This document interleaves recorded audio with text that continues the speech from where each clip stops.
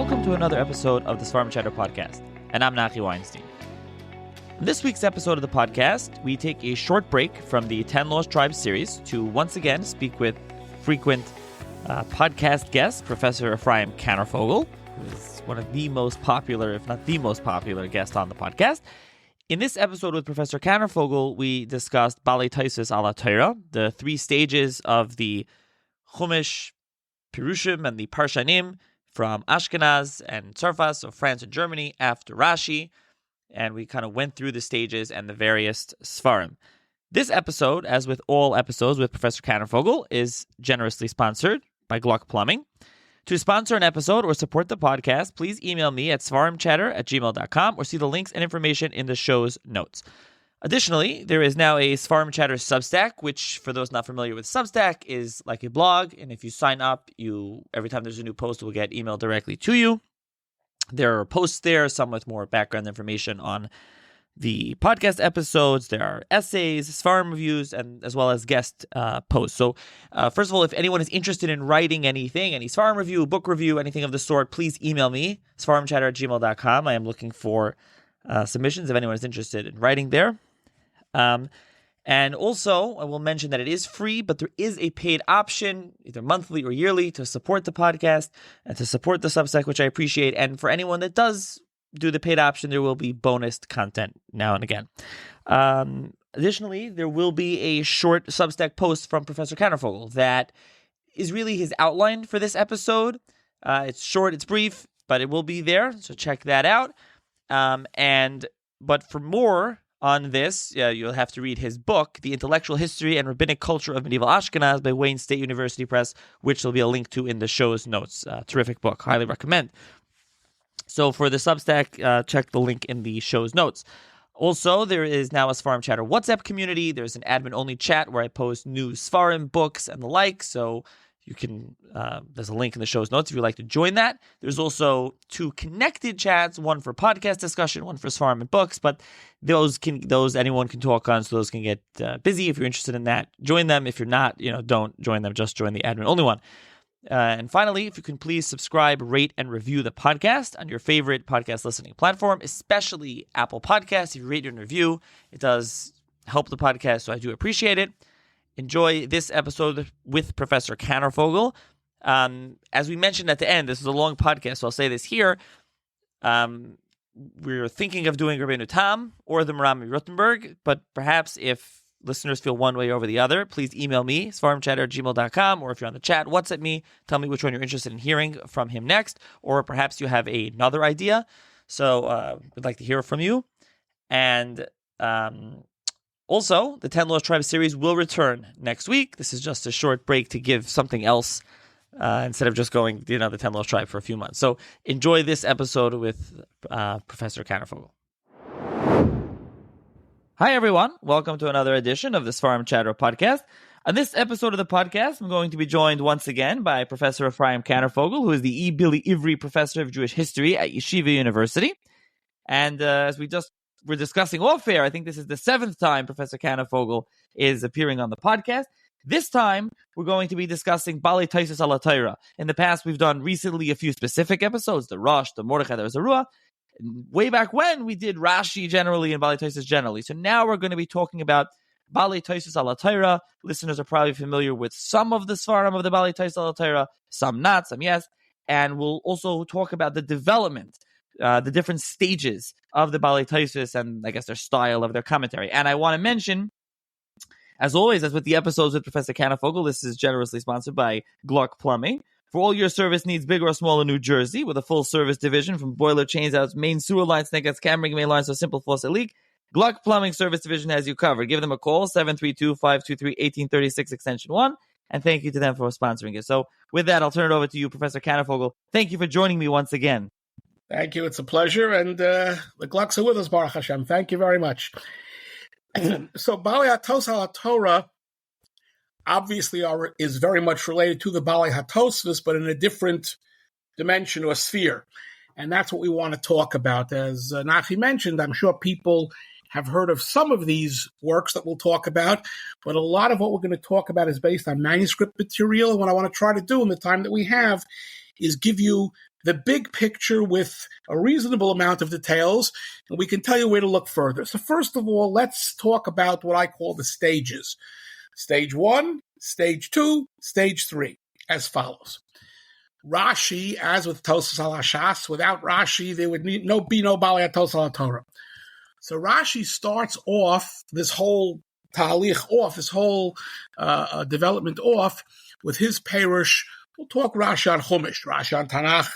There are Baalei Tosafos on Tanakh too, but we'll do both. Rashi al Hatorah, though, tells us in Breishis Perek Gimel Pasuk Ches that his method, and that's what we all love so much and what we all learn so much from, is going to be to find or to locate Pshuto Shel Mikra, right?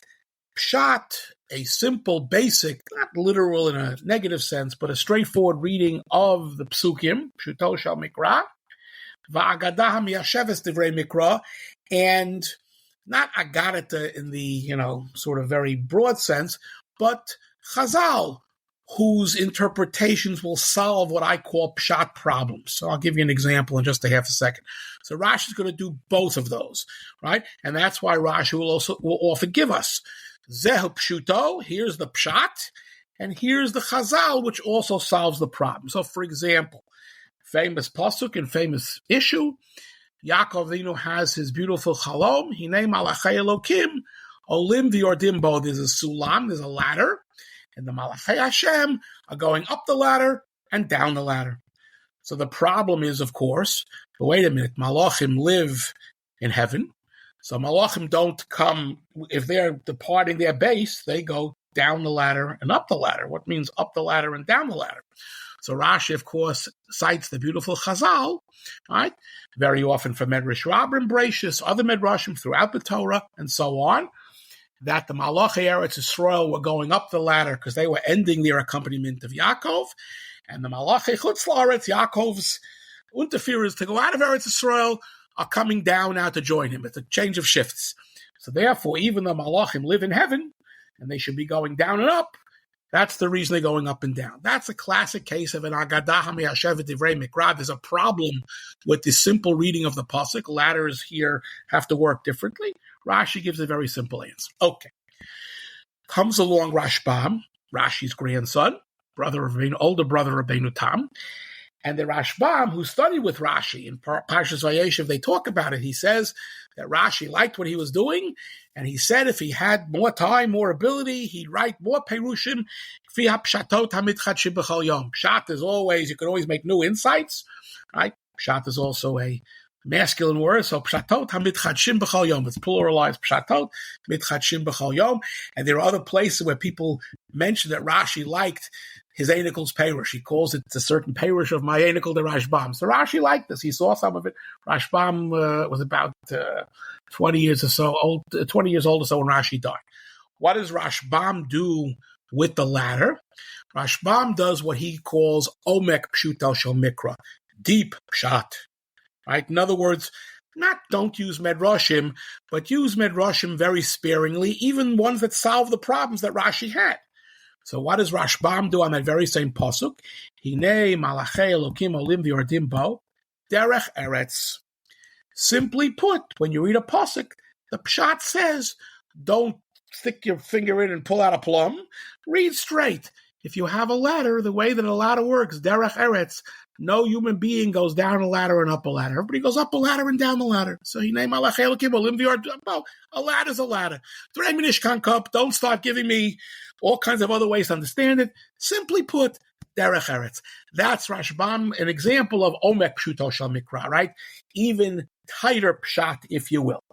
So Rashbam is the second. He comes after Rashi in this pshat movement, and this movement has been written about. In 1913, someone named Shmuel Poznansky, not a frum fellow, but a very dedicated Zionist who lived in Varsha. In 1913, Poznansky published what's called Mavo al Chachmei Tzarfat, or Tzfon Tzarfat Mefarshei HaMikra, Northern French biblical interpretation. And starting with Rashi, and even a little bit before, he has some interesting predecessors to Rashi on this, not exactly in Northern France, but around. And moving through to Rashbam and others, he identifies 5 Pashtanim. Rashi, Rashbam, another student of Rashi named Rabbi Yosef Kara. Yosef Kara is an interesting person. He learned in Worms, where Rashi also had learned a little bit after Rashi, of course. So he was a Talmud Chacham. But all we really have from Kara are Perushim on Navi, mostly, on Nach. It's a question whether he wrote a Perush al Hatorah, and we just have little pieces that have survived. Again, one of the things that I always tell my students to look for, if you find Yosef Kara al Hatorah, let me know. We'd love to have it. A comment of Yosef Kara that you probably know, again, cited by others. The first two Dibros, Anochi Hashem Elokecha, are in second person. Hashem, your God, Asher Hotzesicha, who took you out of Mitzrayim, starting with Dibra number 3, right? Lo Sisa Hashem Hashem Lashav, right? Zachor is Yom HaShabbos Lakadsho, right? More in the third person, right? Not you, but in the third person. That's Yosef Kara, because Chazal say, right, based on the pasuk, actually it's the pasuk, Daber atay imonu v'nishma. After the first two Dibros, Bnei Yisrael stepped back a little bit, so to speak. Moshe Rabbeinu brought it to them, and therefore, in the first two Dibros, they're talking to HaKadosh Baruch Hu, so to speak, almost as Moshe did, more directly. From the third Dibra on, it's in the third person. Okay, that's Kara. Again, we have very little relatively from Chumash from him. We have a lot on Nach, on Nevi'im Rishonim. It was printed separately. Various Svarim of Nevi'im Achronim. You'll have it even in the Mikros Gedolos, the standard editions. Again, some kind of Pshuto Shamikra. So Rashi, Kara, Rashbam. The fourth is the least known. Rabbi Eliezer Mibelgensi, Rabbi Eliezer Boshonsi, who wrote again mostly on Nach. We don't really have much from him at all, al Hatorah, and he's the only one of this group who doesn't seem to have been a Rosh Hashiva, right? Not a Baal HaTosafos, not a Rosh Hashiva, but a very good mefaresh of the grammar and the style of Nach. And the fifth one that Poznansky identifies is Rabbi Yosef Bechor Shor. Yosef Bechor Shor is a Talmud in learning of Rabbeinu Tam, mentioned in Tosafos not infrequently. The Rimi Orleanish of Orleans, right? How do you do French words in Hebrew? Medieval French, modern French, anyway.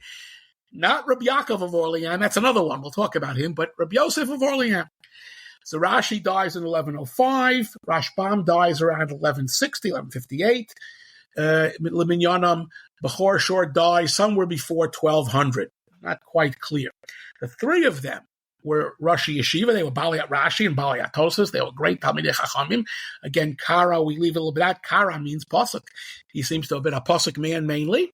Right? And Yosef Bechor Shor is the last of this group of Poznansky, and they are doing Pshuto Shel Mikra. Bechor Shor, by the way, like Rashi, will quote Pshat things and Chazal things.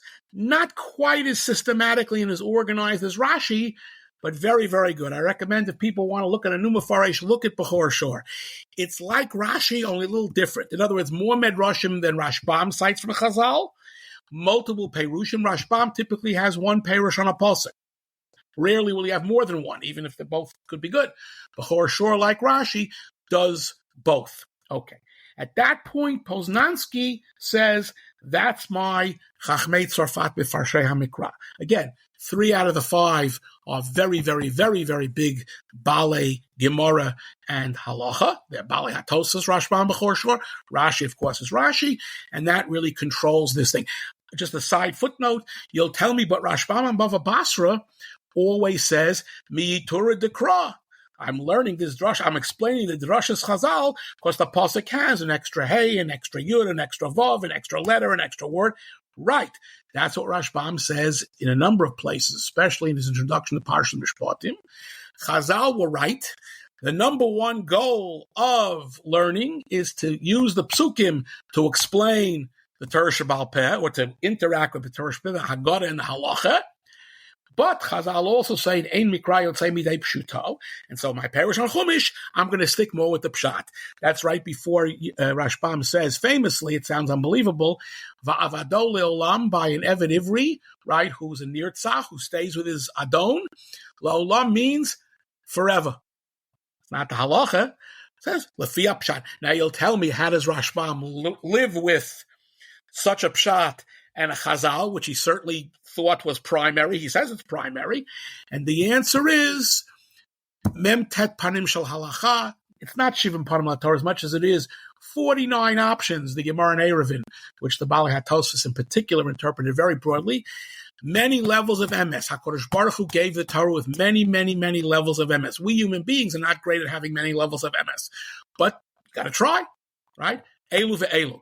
And so as the Rav used to say, Zatzal, shtor b'nish v'nakasha. You'll figure out how to work it all out, right? He didn't say it about this, but that was one of his favorite ideas. Sometimes you have different approaches. Okay, so that's his first group. Now, what Poznansky says is it's all northern France. None of this goes to Germany. There's nobody here who's even, again, Kara learned in Worms. He learned in Germany, where Rashbam's father also learned, where Rashi learned before that in the 11th century. There's no Germany, and it basically, quote unquote, dies out. He doesn't use that term, but it basically ends with the 12th century. Right? Again, why it happens in the 12th century, later scholars have argued. Interestingly, some have suggested and stressed Chachmei Sfarad have already done shot things, Menachem, Dunash, right? Nachi just showed me they put out Rabbeinu Tam's Dikduk Sefer, right? You get these Hebrew grammars, they didn't know how to read Arabic, so they couldn't get Ibn Chayuj and Ibn Janach. But Menachem, Dunash, that inspires close reading out Pshat, not reading in the Chazals. Some say that's the key. Others say, with some justification, so-called 12th century Renaissance. This is a new approach. Again, Chochma Bagoyim Tamin, that perhaps is going around. Others have suggested in a similar vein, polemics. It's always good to do Pshat with the Christians because the Christians keep trying to read in their readings into our Torah. And by doing Pshat, right, Shiloh doesn't mean whatever the Christians say it means, coming up in this week's Parsha, says Rashbam on Breishis Mem Tes Yud, Shiloh means the Mishkan Shiloh, Ad Kiavo Shiloh. Shiloh is where Rechavia became the Melech, that there will always be a Judean king until Rechavia. After Rechavia ben Shlomo, there will also be a Rav ben Nevat. Shiloh is the Mishkan, Ad Kiavo Shiloh, which is near Shechem, right? Pshat zet shuval aminim. With this pshat, you can upend the Christian interpretation. So that may be a factor here too, although Rashi obviously doesn't do as much of that and so on. Okay, so why exactly it happens, different possibilities, that's what Poznansky says. What I want to do now is, well, I'll tell you about stage 3 as a klal here, and then we'll fill in stage 2. Yes, Nachi? Okay, so I want to interject before we finish with stage 1. A couple of horrors here, I think, and then, like you said, we'll move on to the different stages. Please. So, the name that's obviously missing here, and, well, I'll say the one name is Ria Zakein, but I think what we really know of him is a, halacha Gemara guy, so to speak. But the one that's wide-ranging is Rabbeinu Tam. We know Rabbeinu Tam did everything. You mentioned now we have his book of Piyutim and halacha. Where's Rabbeinu Tam's commentary on Torah? What was he doing? Very, very good. So I want to say 2 things. First of all, part of what you're asking, beneath your question, what does Tosafos itself do with Mikra? Yeah. And the answer is obviously Tosafos on the daf will look at Mikra correctly, doesn't need my haskama, mostly from the daf, and therefore they will look at Chazals. Tosafos, for example, loves Breishis Rabbah no less than Rashi. They can fregen from Breishis Rabbah anywhere, and they do. The other rabbis are a little bit later, and Tosafos doesn't like them as much. I don't want to say that. Tosafos doesn't feature them as much. Let me be very, very careful here. Okay. So number one, Tosafos does not pursue, quote-unquote, Pshuto Shel Mikra as a discipline, because they're busy pursuing Pshuto Shel Torah Sheba'al Peh, right? So that's number one. As far as Rabbeinu Tam, here's the fascinating thing. We have lots of very interesting perushim from Rabbeinu Tam on Chumash. Lots of very interesting perushim that Tosafos quotes. Very few of them are in the realm of Pshuto Shel Mikra, and we don't have, even though he wrote a Sefer Dikduk that we have, he didn't write a Rashbamian, forgive my English, a Rashbamian kind of perush on Chumash. We don't have that much Pshuto Shel Mikra from Rabbeinu Tam. Why is an interesting question. As he said, everything goes through the Gemara. I think that's the answer. Everything goes through the Gemara. You have them on your lovely shelf that I'm looking at. the so-called Perush of Rabbeinu Tam, or Beis Medrash or Rabbeinu Tam al Hatorah. Lots of comments from Rabbeinu Tam, although I want to say very carefully, not everything in there is from Rabbeinu Tam, mainly because not only is it his students, but there are people who lived after that too. That's okay. It's not min b'sheino mino. It's all good. Virtually everything Rabbeinu Tam has in there is what I'll call halachic interpretation of the Torah. And even when he's doing Bereshis, it's kfi chazal. So, and that's an interesting question. It remains a little bit of a tzarachi, and why didn't Rabbeinu Tam do it? Not, fregim, fregmuch. It's not clear. By the way, just another footnote, which will make us a little, I don't want to say crazy. Rabbeinu Tam is quoted having authored a number of pshatim. So these kind of pshatim. And my experience, I'll talk about where I know this from and how I know this, and you can check me out. 9 times out of 10, 99 times out of 100, it's not Rabbi Yaakov Tam, it's Rabbeinu Yaakov of Orleans, Rabbeinu Tam of Orleanish. Any student that Rabbeinu Tam had named Yaakov, and he had at least 2, they nicknamed them Rabbeinu Tam Jr. Rabbeinu Tam of Orleanish, Rabbeinu Tam of Corbet, Yaakov of Corbet. And it's very interesting. Sometimes the copyists saw Rabbeinu Tam, they just dropped off the Meir Orleanish. Except if you check it carefully, he's going to be more of a pshat mir, and I'll explain why. This will become clear in a couple of moments. Anyway, so Rabbeinu Tam is an interesting exception that proves the rule. So what else did you ask? You asked Rabbeinu Tam, Tosas. Yeah, go ahead. Yeah. So first of all, that sefer is Chidushin al Hatorah Rabbeinu Tam of Beis Midrasha. It was printed from manuscript, 2 manuscripts. That's Machon Ofek did. As you said, it's like halacha kind of stuff, and we'll talk about the different editions that are around. That's based on a Paris manuscript and based on a Moscow manuscript. So on Rivka, they talk about whether Rivka was 3 or 14 when she married Yitzchak. That's found in Tosas Yevamis. In other words, again, these are things that Baalei Tosafos do in the course of the sugya, right? How old is Anara? How old was she? And so on. Not that you can't learn Chumash that way, but that's not this kind of, right? The same Rashi who wrote his Parish on Shas, wrote the Rashi al Hatorah. They're both looking for Pshat in Gemara, Pshat in Chumash, but it's different. So Rabbeinu Tam is more in that what I'll call the Talmudic key, right? Again, Rabbeinu Tam can't prove it right now. Rabbeinu Tam and all the Baalei Tosafos as a whole, everything has to work through the Gemara. Gemara first and everything else second. And Rabbeinu Tam was a big chassid of that yesod. Yeah. So a broad question. When were there, I don't know what you want to call them, Baalei Tosafos, so really we're talking about French mainly, not German, as you said, but really, Rishonim of that period, the Ashkenazic, even though Ashkenaz and Tzarfat. I'll get you with German yet, but go ahead. No, but forgetting the distinction, the point is, were there those that were into different things? What I mean is, as you just mentioned, the Rabbeinu Tam, the Baalei Tosafos, the Tosafos generally, they're busy in halacha way, in Teresh Malpeh. They're not busy in the pshat. Then, as we mentioned, you have Rashbam, and you have Bachar Shor, and we'll get, Rabbi Yosef Kara and others. You also have those, Rabbeinu Shmaya and others, Rabbi Savitch, you have those that are into piyas and into halacha, they're into minig. Are those that are into different things? They're different interests? Where does that come from? And there is no shortage of Baalei Tosafos who are into piyut. Yes. Here, Rabbeinu Tam was big into writing piyut. Rashi wrote 7 piyutim or 8. Rabbeinu Tam wrote 25. Rabbeinu Tam's Talmidim, some of whom we'll mention tonight, wrote piyut. Some did, some didn't. Interesting, fascinatingly, from Rashbam, I believe we have, again, this piyut is a tricky area because it's very hard to identify sometimes who wrote a particular piyut. From Rashbam, as far as I know, 0 piyutim. Lovely poetic things in his parish on Chumash, 0 piyutim. Again, you have to be a poet and you have to know it. And not everybody felt themselves, right? So everybody did Gemara, right? That's Talmudocentric. If you didn't do Gemara, you're not a Baalei Tosafos. The interesting question is, what did Baalei Tosafos do? I don't want to call it, God forbid, a hobby or a sidelight. What else did a particular Baalei Tosafos do? I'll give you options. Mikra, Pshuto Shel Mikra, piyut writing. How about Isuk b'Torah Tasod? So, you have my big book somewhere. You'll hold it up later or do something, right? People know it.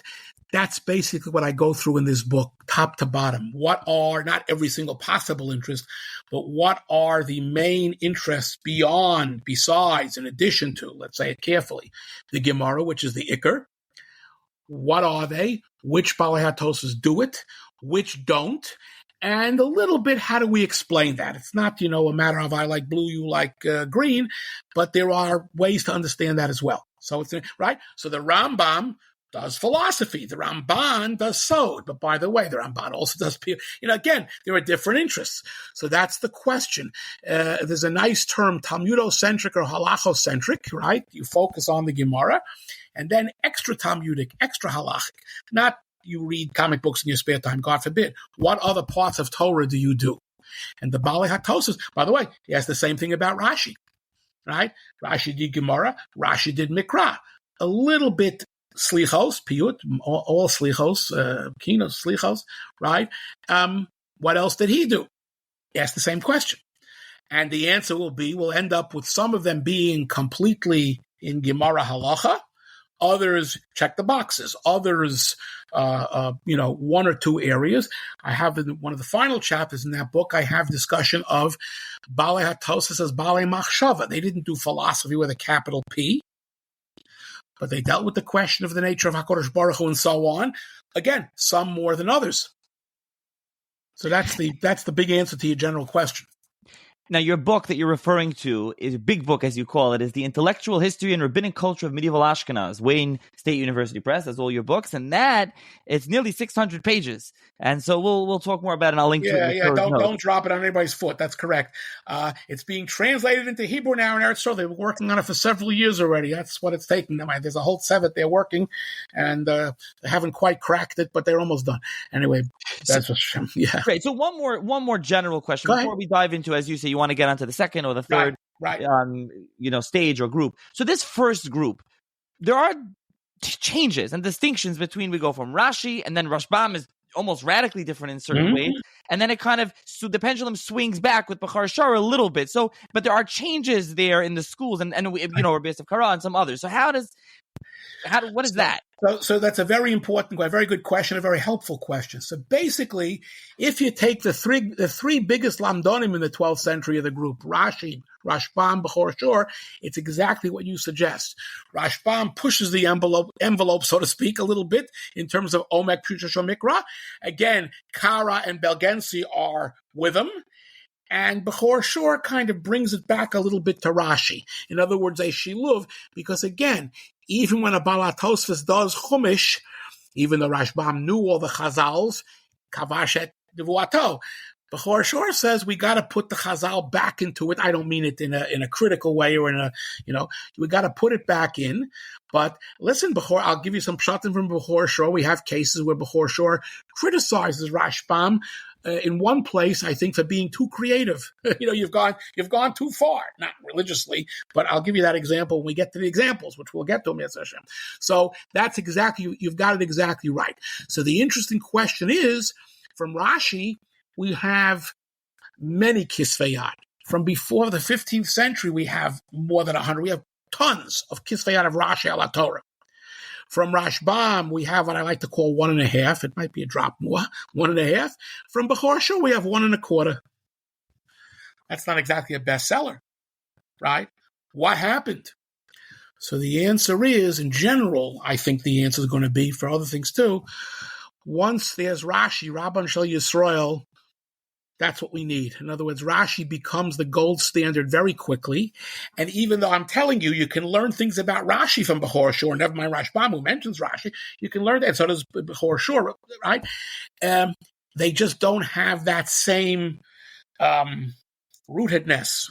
In other words, Rashi's Rashi, right? The same way, how many Perushim, straightforward Perushim, we have on Shas in the Rishonim, right? With just, line interpretation that survive. Rabbeinu Hananel, right? The so-called Perush Minds, Rabbeinu Gershom. Rashi. Once you have Rashi, it's time for Tosfos. It's time for, comparing sugyas. You don't need a second one. So I think that happened a little bit al Hatorah too, but that's part of the point here. If we just say, it's a lot easier for these students. You just need to know Rashi. Don't know anything else. That would be very good. If you know all the Rashi and Chumash by heart, you're in very good shape. But you're missing an awful lot from some other great lamdonim, so to speak, in his kind of level. right? Nobody talks about Rashbam or Bechor Shor having Ruach HaKodesh, but nonetheless. So that's what I think happened here. And we'll see. This question gets even more exacerbated as we go through. So that's phase number one. Ad Kan Poznansky. What Poznansky does in the rest of his masterful, he published one of Belgensi, a series of Belgensi's Perushim. This was his Hakdama.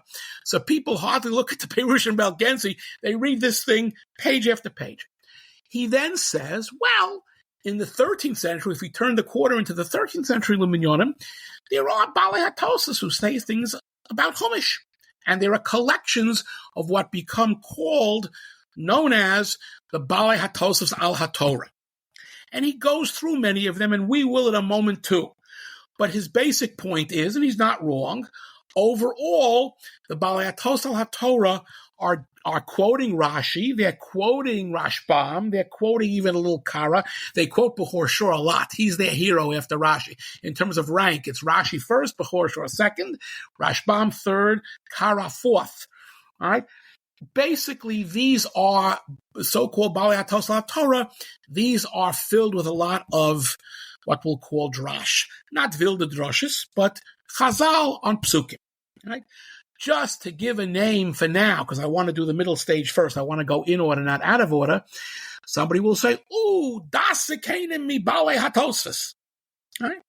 That's produced in the very late 13th century, probably. In northern France, probably. We don't know exactly by whom. Lots of things in there. There is some Pshuto Shamikra in there. There's Rashi in there. There's Bechor. All kinds of things in there. There are other Baalei Tosafos in there. But the largest amount of material is not wild Medrashim, God forbid, not very out of the box Medrashim, but basically a rabbinic approach to psukim. So says Poznansky, again, his point, the Pashtanim, as he calls them, it's a nice word, the Pashtanim left the stage in the 12th century. 13th century is Idan Hadrash. We go back, which, by the way, is what Chazal did first. So it's, in fact, in some of these collections, you'll find pieces from Tosafos that fall into them. Again, that explain the psukim more, al pi halacha, al pi, midah shatar nereshbaim, and so on and so forth. Okay. So part of what I want to say tonight as a chiddush that's in that big book is that there is a middle phase, which Poznansky knew a little about, but not as a phase. I think, again, and he didn't miss the boat. He didn't have the boat. Whatever manuscripts Poznansky were around in Poznansky's day in 1913, he knew them by heart. Problem was there were manuscripts that weren't around or that he didn't have access to. So let's now go to stage two.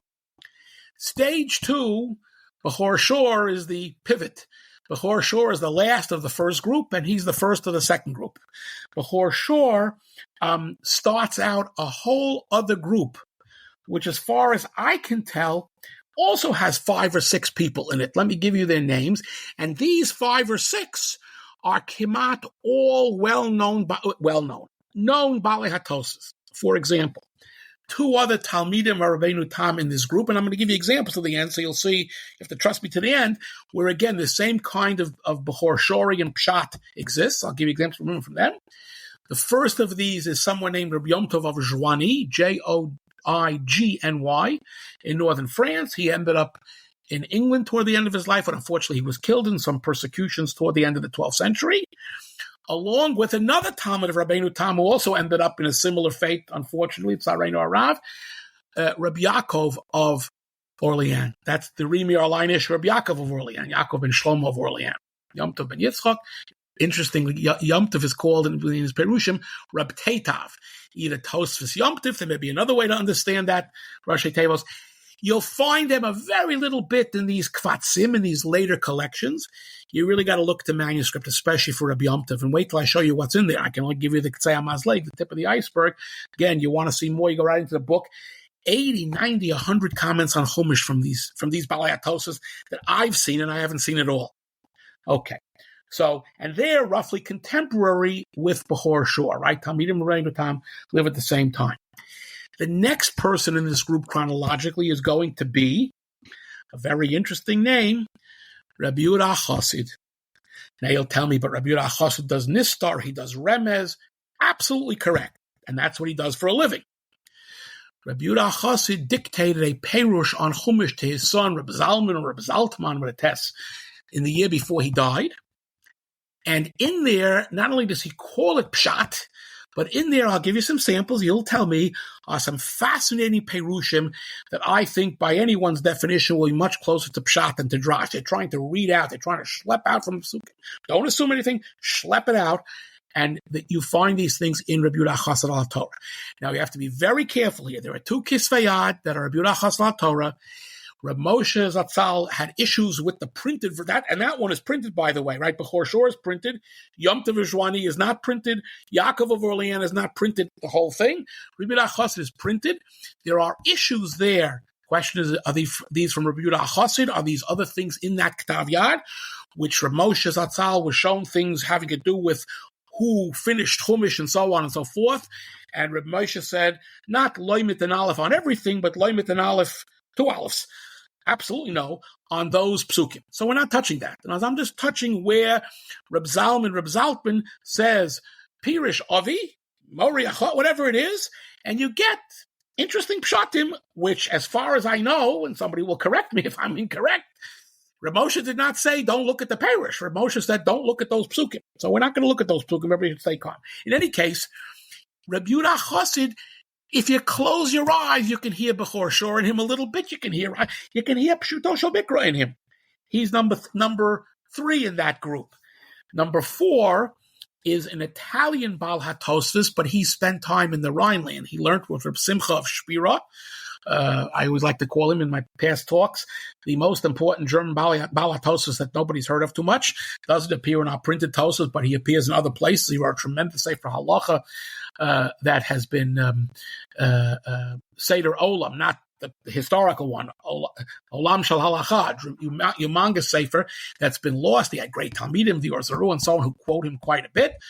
The Rid, Rabbi Shai de Trani, who comes from Trani, which is in Italy, right, comes to the Rhineland where he learns Gemara, and he learns in the base medrash of Simcha Mishpira, where he hears all kinds of material from Rabbeinu Tam, whose German students came back to the Rhineland. So that's how he makes Tosafos Rid. Tosafos Rid is not the same as our Shas Tosafos, but it's of the same genre. He has a perush on Chumash called Nimukei Chumash, right? Nimukim, comments, again, not all Pshuto Shel Mikra. There are Chazal, but wait till you see the couple of games I give you from there, and there are more. He also, by the way, all these Baalei Tosafos Torah, also Kedarkam, will dinzich with Rashi in a very good way. A stira in Rashi, a question on Rashi, just like they might do on Shas. Right? Rabbi Shai de Trani, both in his Tosafos Rid, and he wrote others for him too, and in his Perush on Chumash, calls Rashi Hamoreh, the Rebbe, because he doesn't know from Kuntrus, right? The Rebbe, right? He comes to Rashi later, but is he a good Talmud of Rashi? And we'll see again examples. I'm just going to give a couple, 2, 3 here. You look in the material. That was printed, that Rid al Hatorah, Nimukei Rid, was published by Rabbi Chevelle in 1972, Leminyonim, together with Rabbeinu Hanan al Hatorah, that's from a different department.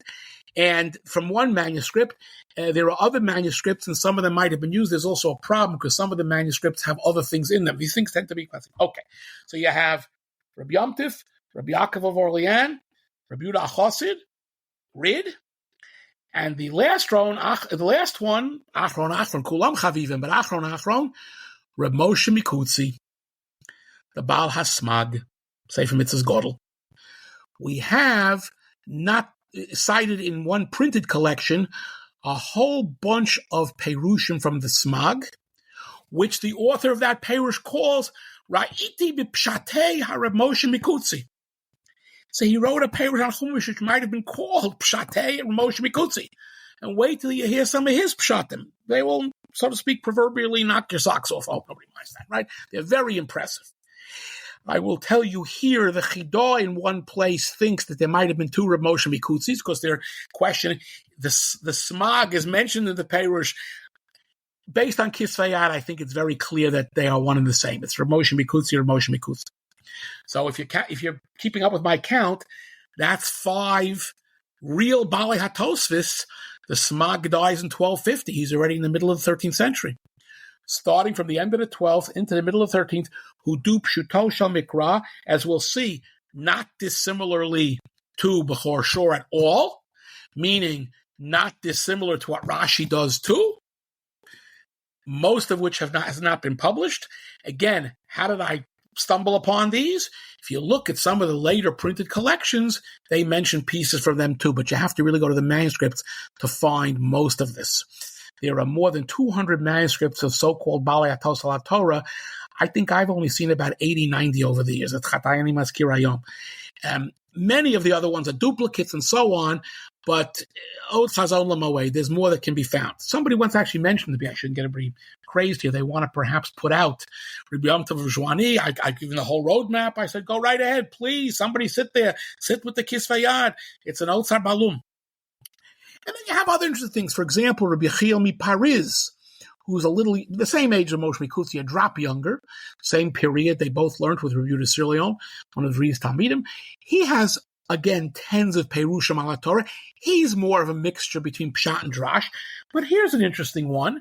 Rabbi Yechiel Paris, in one place, in manuscript that Professor Tashma published many years ago, he recommends an Ibn Ezra to his friends. You'll say, Ibn Ezra? Mali Ibn Ezra based Hamer Shabbat. Now, Rabbeinu Tam, he said, you can learn something for a poet. And Ibn Ezra said, you're a great poet for a Lamdan. But the truth is, tell us one or two places in Shas, quote Ibn Ezra, they don't like it too much because it's not the halacha. It's not kefi halacha kol kach, because Ibn Ezra knew only one speed, unlike the Rashbam. That's a whole separate story. In one place on the pasuk at the end of Emor, it's an unbelievable series of psukim, right? And say you miss it because it's Parashat Moedim. Afterwards, well, you wouldn't miss it, but you didn't think about it. The pasuk says that ish ki chalel elokov v'nasach cheto. If a person blasphemes Hashem, he carries his sin.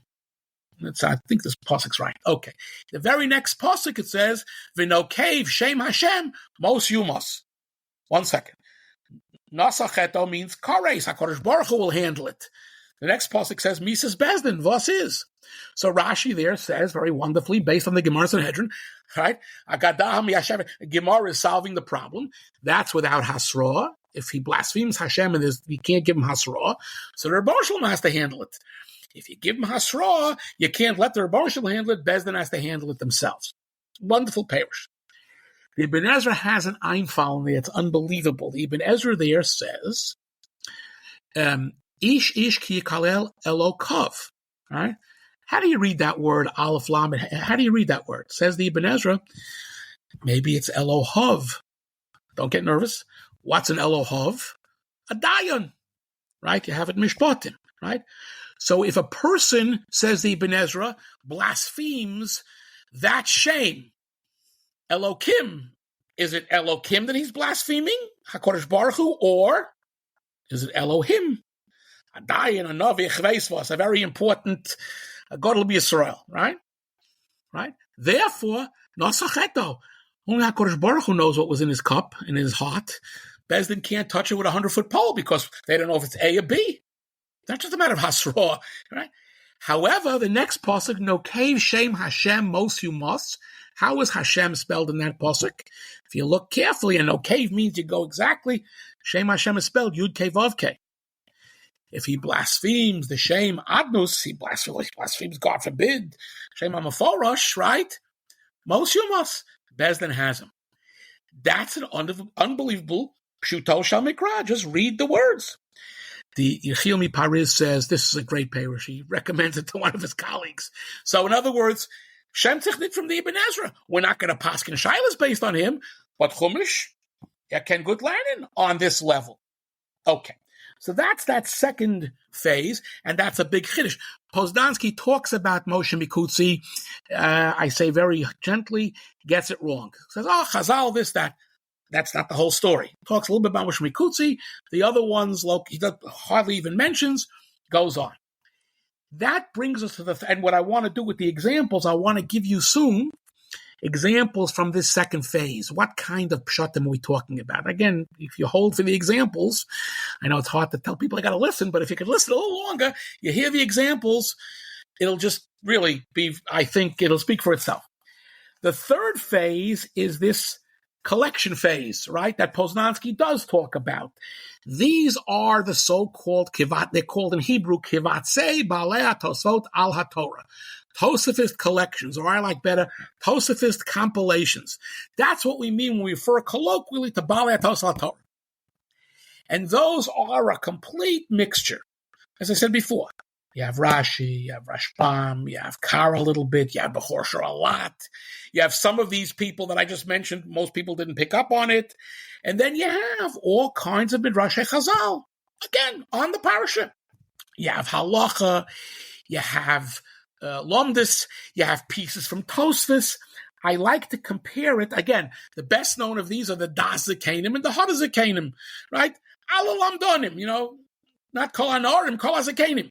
There's a third one that was put out in the 14th century, my favorite, called Moshav Zekanim. Anyway, it's a funny name, but today in Israel I call it Beit Avot. Anyhow, it's not a Moshav Zekanim. You have something called Paneach Rosa from the late 13th century, which again is French-based, but it's a mixture. Paneach Rosa, by the way, quotes almost everybody in the second group. Nobody noticed it. But anyway, and then you have Minchas Yehuda, which was actually done in 1313 by an otherwise unknown editor, Rabbi Yehuda ben Eliezer or ben Elazar. We don't know who he is. Right? He's the one, by the way, has all the Moshe Mikutsis, but it's got a lot more. He also had a Rebbe in Mikrak named Rebbe Yochim. Geves Vosidis Rebbe Yochim, not a Balatos that we know. So what's happening in these kinds of kvatsim? What are they trying to do? So the best example I can give, halavai, we should return to it. If you walk into a shul in Eretz Yisrael, hope today is then, you find those Gilionot. They put out dapim. You want to learn Torah's Harambam, got a daf. You want to learn Torah's Rav Kook, got a daf. You want to learn the literature Rosh Hashivas, got a daf. You want to learn a daf that has every one of these things in it, we got a daf. These Gilionot, these sheets, right? Pick what you like. You like Gematria? By the way, Baalei Tosafos Torah, lots and lots of Gematria, Remazim. Is that what you like? Read that. That's what these Baalei Tosafos Torah are. They're, again, I don't mean this, I mean this well. It's like a washing machine. It's got everything is going around in them. And these, the first one of these was actually begun in a fairly organized way. Around the year 1240, which if you're keeping score in the history, is right when my second group is ending, there's a work called Sefer Hagan. Hey, Gimel Nun. What's a Gan? Pardei Shel Torah. No, Gan is the number of parashas in Chumash. It depends on the year, in Hebrew or not in Hebrew, you're right. It's a parashat Chumash by someone named Aaron ben Yossi HaKohen, who again, we don't know otherwise, not a Baal HaTosas, but I want to say this carefully, some of his best friends were Baalei Tosafos. And he really went and interviewed them. He got his father involved. He got his brother involved. It was a family operation. They went to Baalei Tosafos, who were alive in their day, and they said, Baalei Tosafos, give us a shot on this pasuk, give us a parish. And they put them in there by name. You have names of Baalei Tosafos who we don't know hardly from any other source. They managed to record. There's a nice edition by my late colleague at YU, Rabbi Orlean, that Moshe Rav Kook put out, and he has the index there. Which Baalei, you'll see, it's a nice collection. But again, it's a Kovitz. Yeah, you'll tell me about that in a minute, Mr. Svarm Chatter. Yeah, I see you're... And I was going to say about it, by the way, the coolest thing about it is not the coolest thing, obviously the Purusha, but besides for that, in the back cover, they have the manuscript is written in like the design over there with the manuscript. It's like interlocking diamonds that was written like That's that. Okay. There are actually two manuscripts. He was only really aware of one in that. There's another one where the Baalei Tosafos, it's one of these manuscripts that has on the inside, oldest, it has the Chumash, it has Onkelos, it has Rashi, and the Gan is what I call, when I was little, there were these, and they still have them probably, shows you what I do around the house, these round little bandages. If you get a little boo-boo, not a big one, right? All the words are in a little round bandage like a boo-boo. That's where the whole thing is in there. It's unbelievable. You go with a magnifying glass and you read the boo-boo, and it's very good. So that's the start of this thing, and from then on, you have Kvatsim. Now, some of the Kvatsim were put together by big Talmidei Chacham who we know. For example, Rabbi Victor Katz, who was again a student of Reb Simcha Mishpira, put something there called Perushim Psakim. Perushim on each parsha of the week. Very often Rashbam, by the way, likes Rashi, likes Rashbam. And then Psakim, Piskei Halacha related to the parsha. Sounds a little like the Shiltus, but this is hundreds of years later. Right? You have what's called Perushi Reb Chaim Paltila Hatorah. Chaim Paltila was a Talmud of the Maharami Rittenberg. He lived in the early 14th century already. He lived into the 13th.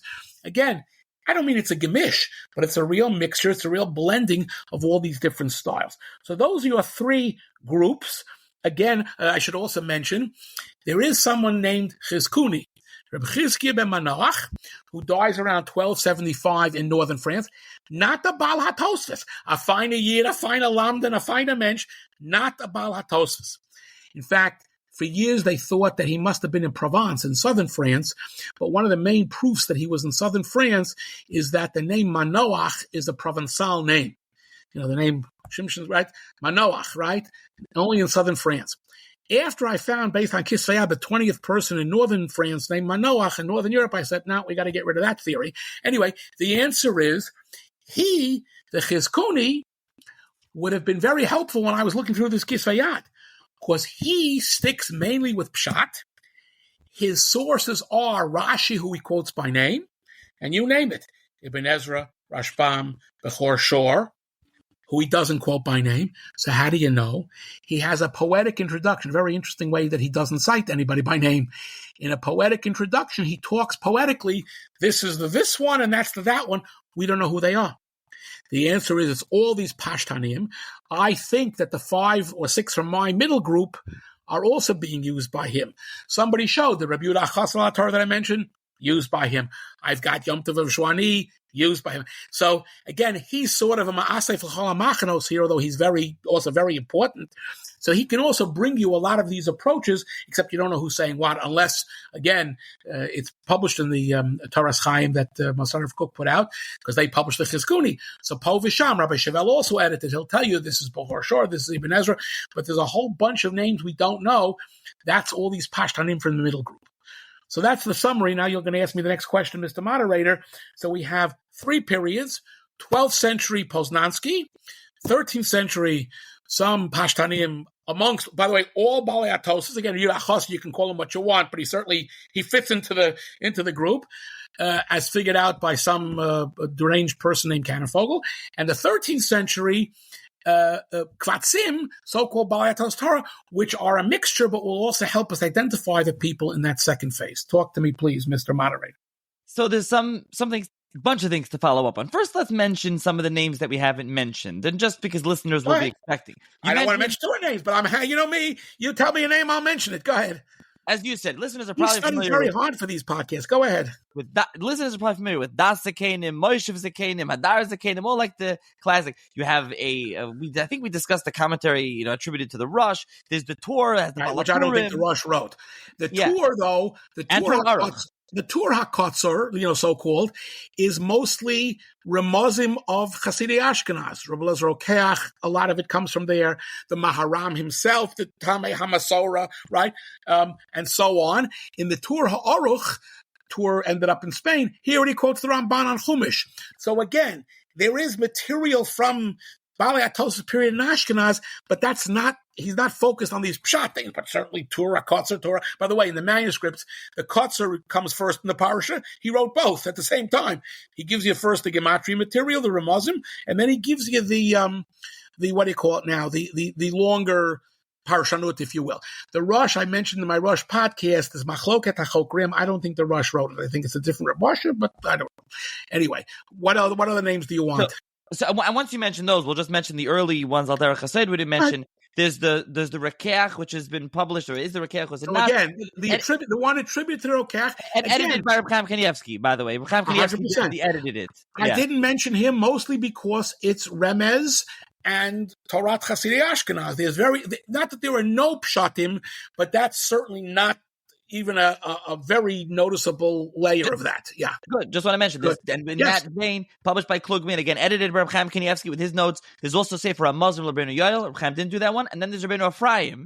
Who he did, right. Also did, I think. But Ephraim is a chover of Rabbi Eliezer Mivorms. The most fantastic, I can't resist, a fantastic perush in Rabbeinu Ephraim. Is this week's parsha when we're recording this, Vayechi, with the werewolf, no? Not that one. Correct. That one, all these people know that one. Because everyone knows Harry Potter, even though werewolf predates Harry Potter. But anyway. Correct. Again, there's a fellow named Shayevitz who wrote a whole book about the werewolves. We can from all the werewolves. But anyway, I'm thinking of a more sedate, a more yeshivish parish. he has a yesod. He mentions this actually not in Zos HaBracha. He mentions it in the middle, I think, in Tetzaveh, that every Truma Tetzaveh, I have to remember, every Godel be Yisrael who will write big Svarim, there's a remiss to those Svarim in the Torah. For example, he says, he does it with the Reinu Chananel too, but he says, for example, the last pasuk in Chumash, right? Ulechol hayad hachazaka, right? How does the pasuk go? Ulechol hamorah hagadol, right? Sharasa Moshe, right? What's that a remiss to? The Rambam's two main Svarim, right? The Yad HaChazaka and the Moreh with a Hey Nevuchim. That Moshe made. You can't make that up. You must have spent many days thinking of that. Anyway, but that's the kind of that's not uncharacteristic of what he does. Go ahead. Yeah, no, and so I just checked. First, Reb Chaim Kanievsky didn't do it. He only did the Rekeach, but I'll read the werewolf one. I grew up learning this in yeshiva. To tell the listeners, it says Binyamin Ze'ev Yitroif, but yeah, and he says Ze'ev. The Rebbeinu Ephraim says Ze'ev Echad is one type of wolf. Yesh Shekarin Luf Gara. Who Ben Adam, it's a person. U'mishtanel Ze'ev, and it changes into a wolf. Mishtanel Ze'ev, when he says when it changes into a wolf. Raglov Yotzim Be'Kseifav, his feet the feet go out of his shoulders. Kain Binyamin Bein Kseifav Shachain. He says V'zeh Rifu'asa Shlois Ze'ev. What? How does it get better? B'shash and Nichas L'bayis for Adam Yorim and it's scared of him. Yichach Dashin. It goes on and on. It's a really interesting piece. I don't want to see what werewolf. 100%. Look at so it. This is already mentioned by Moritz Gideman in his work of 100 years ago, Hatorah V'Achayim, where he talks about some of these issues of Chassidi Ashkenaz. Again, people who are really interested should read Shayevitz. He's a from fellow. And what do you call it now? This is part of Torah Chassidi Ashkenaz, with which we associated. Rabbi Yehuda Chassid has something, Zecher Asa Niflaosov. But again, I didn't include that because nobody will mistake that for Pshuto Shel Mikra on any level. But that's okay. That's Memtes part of the Torah, right? Okay, good. Now you mentioned the Yehuda Chassid and the Ramesha Feinstein and Ramesha, so we'll leave that. But also another one is the Tziyuni, Rabbi Menachem Tziyuni. So Tziyuni is a century later. Tziyuni is late 14th century, and again that's Ashkenazic Sod al Hatorah, which we have some nice additions now. Again, so what you're hearing is Remez Sod. We'd have to do a whole different podcast, but that's okay. I just want to point out the difference for Baalei Tosafos. And by the way, talking about your first book, we do have to do something on site at some point here on the podcast. Correct. That's the second book, right? But by the way, this one is the third. Anyway, I can't keep track of it. The Baruch Hashem, what do you call it? Again, it goes back to what I said initially. There were Baalei Tosafos who did sod. It's very right. Again, I wouldn't, not to take anything away, I wouldn't call the Tziyuni a Baalei Tosafos. He's 100 years too late, and he's working in a different milieu. By the way, the Tziyuni is around the time of the Maharil. The Maharil has sod too. But these are the late Rishonim Ashkenaz who need a whole separate treatment, right? So what you're hearing is the Baalei Tosafos Hatorah, as they're called. Not all of them were Baalei Tosafos. That's okay. Again, these are Talmidei Chachamim who put things together. Okay, so I want to do one more. One more. The Paneach Raza. So Paneach Raza, where does he fall in? So I mentioned him actually. Paneach Raza is late 13th century northern France. He says that he has relatives who are Baalei Tosafos.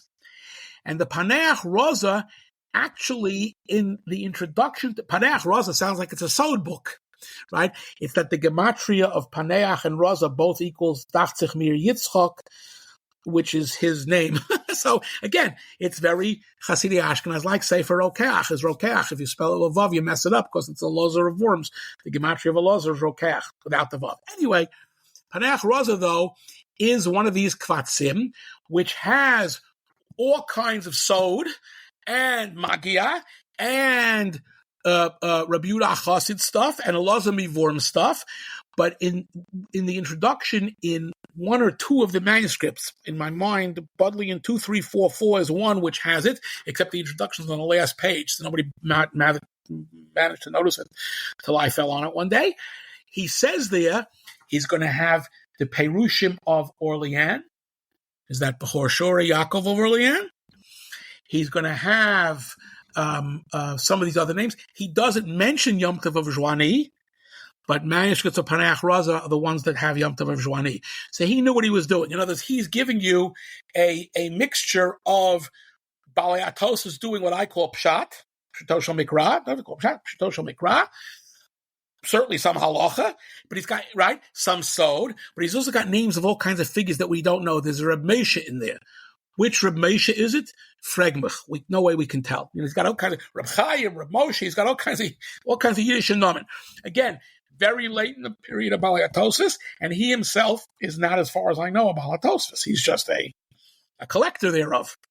So, but that's a very good sefer, which they keep promising us a new edition, which is not yet coming, because there are many, many kisvei out of this work, and it would be very nice, like what Langa did with the Perushay Reb Chaim Paltiel. It would be very helpful if anybody's listening out there among the Yeshiva Shechevra to do the Paneach Raza. So someone took the existing one and put it with Chumash, Rashi, and Nekudis. I don't know why, but then there's the older one. Wonderful, great. Yeah. So now the other one. The chorus, yeah. Let's go to the general question, similar to what I asked you much earlier in the podcast. There's another from this time period. We're missing one of the titans. Where's Marami Rutenberg? Oh, so Marami Rutenberg did what they call Tameh HaMasora. He did like the Tur HaKotzer. In fact, any number of things that the Tur HaKotzer says comes from Maharam, who got it from Rabbi Elazar Rokeach. Why did he not do Pshuto Shel Mikra? He was busy, right? But he does. There is a Perush HaChumash, and now in the Toras Chaim you have it printed, and it goes, and some of the things are in the Tshuvas too. In other words, it moves around. But so he certainly did something on Chumash, but he stuck with this Tameh HaMasora. Again, Maharam was close to Chassidi Ashkenaz. Maharam liked these Remozim. He was obviously very excellent at them. So that's what we have from Maharam. So again, it's not everybody does the same thing, but Titan Maharam, so to speak, also, Gam Yizel Yechet Yadav. Okay? So that's good. Okay. So with your permission, if you think we're ready, I want to go to some examples. Yes? Yes, please. Okay. Let me give you some examples. Some of these you may stay calm, but some of these will knock your socks off, but you're at home listening, so you don't have to tell us.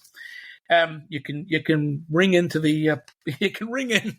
Nachi will accept your votes on which one you like the best. That's not a contest. So let's talk about Bechor Shor. So Bechor Shor, and I'm going to stick with parishes around this time of the year. We were originally going to do it maybe last week. These are parishes around this time of the year. So first of all, Bechor Shor learned something from Rashbam. He doesn't have Derech Eretz Stam. He has what he calls Derech Ha, right? Not the way of the world, the way you normally work a lot of the Cheftza, but the Gavra. So for example, Vayavo Esav min hasadeh v'hu ayef. He came back from the field. He was bone-tired. Rashi says, quoting Chazal, by the way, why was he so exhausted? And he says that I can't even pick up my hand. I'm so exhausted. Feed me, throw it down my throat, right? Says Rashi, right? He was ayef min ha'averos. He was doing chiyuvei misa by the carload 5 a day. That'll tire anybody out. That's not Gadame. Esav was a disgusting person. After he was hunting the animals, he was also doing all these averos. So he came back completely schematic. All right. So he said to Yaakov, I'm about to die here.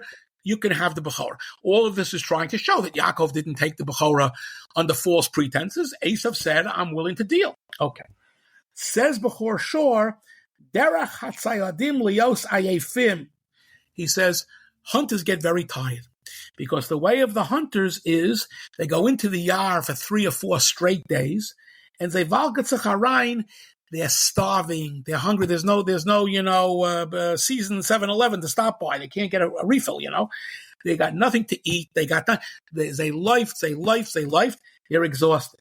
All right, and he says that Esav would come back from these hunting, these crazy safaris at Shigila Shar Hamaves, where he literally couldn't put his hand to his mouth to eat. And that's why he tells Yaakov, pour the stuff down my throat, because otherwise I'm not going to make it. Maybe he could have gone home to Mama. Yaakov is out with the field, with the sheep. Mama is another mile away. He can't make the last mile. So he sets up what I'll call a pshat metzius here. This is what was going on. And so he ate, and he got better. Right? Vayives has ha-bechorah. And he says at that point, according to Bechor Shor, if I'm going to die, right, what's a bechorah worth? All the money in the world. Your life is more, even your Esav, your life is more important. Today, they don't all know that. Your life is more important than all your money, right? And that's it. And he thought maybe Yitzchak could make it back up to him, and so on and so forth.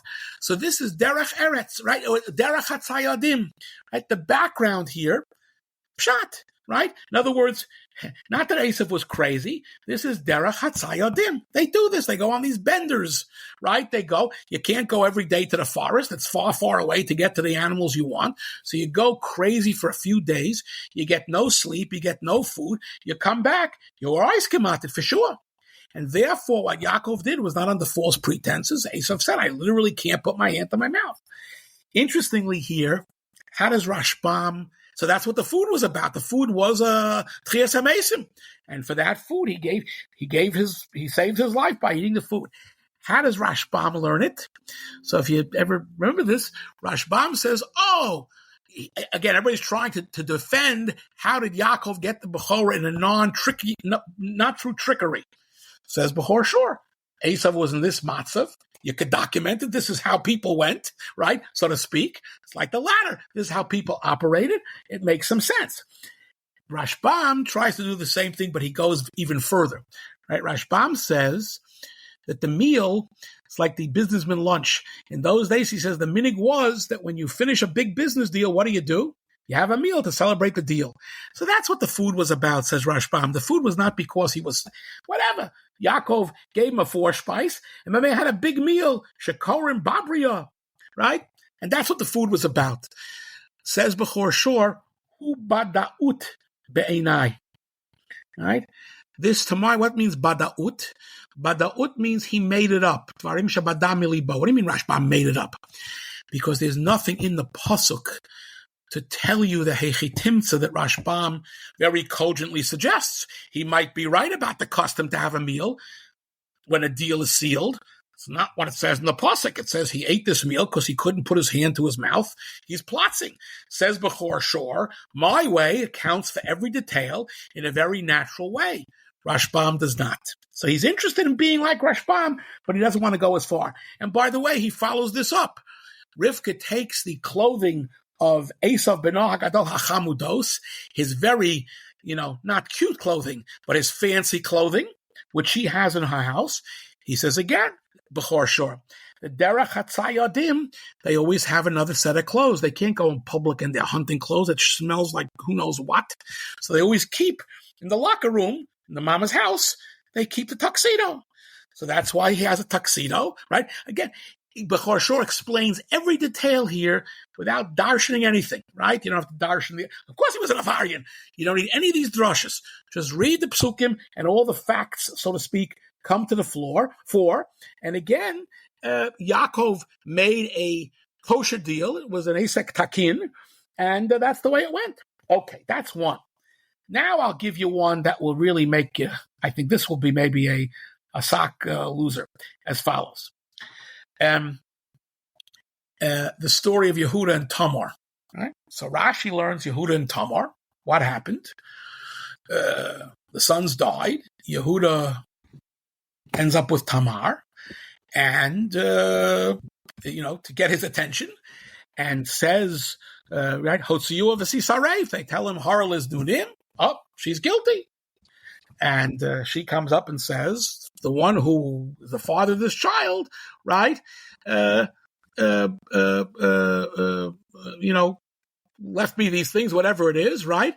And Yehuda says, Sadka mimeni, right? Famously, she's right. I should say it right correctly. According to Rashi, the pshat is Sadka mimeni. She's right. It's mine.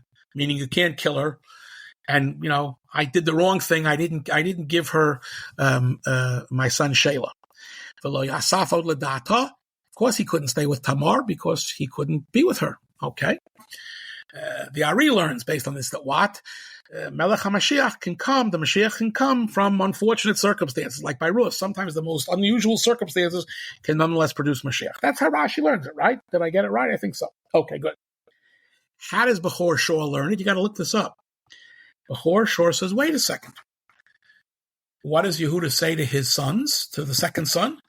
V'yabei mosa. You marry Tamar, do Yibum. Yabei means to marry. Yibum mandak arshmei, the pasuk. What means Yibum? Says Bechor Shor that Kodem Matan Torah, the din of Yibum applied to all males. There was already a mitzvah Yibum Kodem Matan Torah. By the way, Rabbi Yechiel Mipariz quotes this in a Kavyad Bodlian from a psikta that we don't have, but okay. We'll go backwards. Right? There's a mitzvah of Yibum Kodem Matan Torah, which affects not only the brother of the mace, but even the father. And so basically, and Yehuda knew it, and Tamar knew it. And Kodem Matan Torah, the difference is it has to do with things that get Nishnei Achalacha Matan Torah. Kodem Matan Torah, as I say, all males could do Yibum, including whom? The father. So what does Tamar say to Yehuda? Right? What's her taina? Yehuda didn't marry me, nor did he give me Sheila. He could have done it. Sheila could have done it. Neither of them did Yibum. Therefore, she smokes out Yehuda. But now what turns out? It turns out that Yehuda and Tamar, is that an Isser? No. Kodem Matan Torah, he could have done Yibum to her. So first of all, Mashiach is not coming from a prohibited relationship. Mashiach is coming from the right relationship, right? Kodem Matan Torah, the father could have done Yibum, as I Zokman. Okay. It says, by the way, Bechor Shor, and that's what Boaz did too. He's not a father. Any male who's available from the family, from the top down, Kodem Matan Torah does Yibum. Lacha Matan Torah, the father can't, the brother can, and certainly any cousins, Krovim, Ploni Almoni, all related males get in there. Do your job. Okay, who's ever the closest one. So now let's look at the Pasuk. So Bechor Shor learns Tzadka Mimeni, not the way Rashi does. Tzadka, she's right, it's mine. Whoops. Right? Something, right? She was right to run after me, but it's a tough relationship. He says, Tzadka, she's a bigger tzaddik than me. Tzadka Mimeni. She's right. She knows the halacha. There's a Yibum here. So again, he saves the whole Mashiach Zeit, Bias HaMashiach. He saves the Pshat and the Pasuk. So then the only question that Bechor Shor stuck with is, Lo Yasaf Ol L'Da'ato. Why did he stay married to her? So Bechor Shor says, well, Min Hadin he could have, but he thought she was a Katlonis. He didn't want to take a chance. Right? Min Hadin, mutter. Right? Listen to Rishos Hadin. Don't take a chance. Who says this very same Perush, by the way? This is an unbelievable Pshat. And it's based on Yabeim. Right? Again, Rashi does, a kind of Agados Hamir shows the very Mikrai quotes. Chazal, he does things, right? Bechor Shor goes right to the text.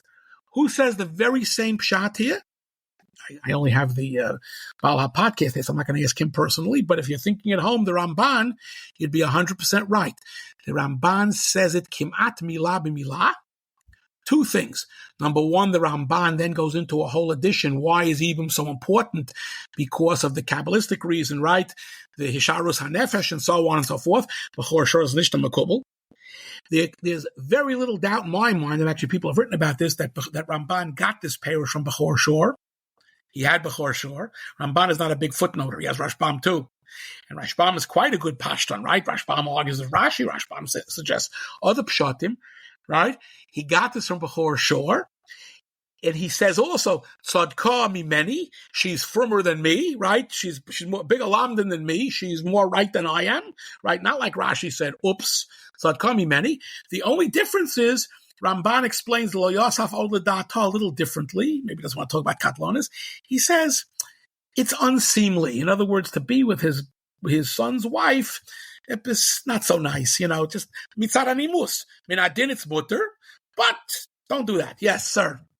So I want to add, I don't know if you were going to say this, I hope I'm not stealing your thunder here on this pasuk. Getting to your second group, Rabbi Yehuda Chassid, there's a Rabbi Yehuda Chassid on this pasuk. That's quite fascinating. Am I going to steal it from you? Because I know this Rabbi Yehuda Chassid. This is the burning. So you have a Zisaref. Yeah, it's quoted in the Torah Aruch and Aksav HaKabbalah quotes it, but I'll let you do it. Torah Aruch. Hold your horses, you'll get in 1 minute. I want to do one more before sure, and we're going right to Yehuda Chassid. The last one is coming up in the beginning of Shmos. The pasuk says when Moshe Rabbeinu gets to the sneh, shal na'alecha. But remember his yurachos. You're going to hear in 1 minute. Shal na'alecha me'al raglecha. Take your shoes off your feet, because the makom was admas kodesh. Where was Moshe going to take his shoes off from? His ears. Take your shoes off your feet. Say shal na'alecha. Take off your shoes. Stay a while. It's kodesh. What's me'al raglecha? Where's he wearing his na'alai? So it says before sure, and it's very obvious. You got to take off your shoes because it's the shoes. He's a roa. The shoes have been in the sheep dip. God forbid, it's not nice, right? The mikdash and so on, right? All right. You shouldn't bring your dirty shoes into the makom kudosh. But he says like this, because na'al stam, na'al doesn't mean in modern Hebrew it means shoe. What does na'al mean essentially? Leatherware. Leatherware. What kind of leatherware could you have? You could have a glove. Maybe he means take off your gloves. Where do you have the idea in Tanakh that na'al means a glove? He says that's the pshat by Boaz. Right? I always wondered, according to the pasuk, right? Shalaf ishnalo. They exchange shoes, or they gave right a suitor there. They exchange shoes.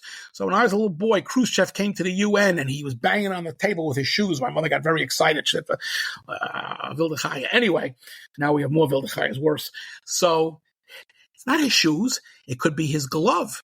So therefore, he says, I don't mean your glove, I mean your shoes. So but what's the importance of taking off a glove? It says before shore, in La'az, what's the name for a glove? Gaunt.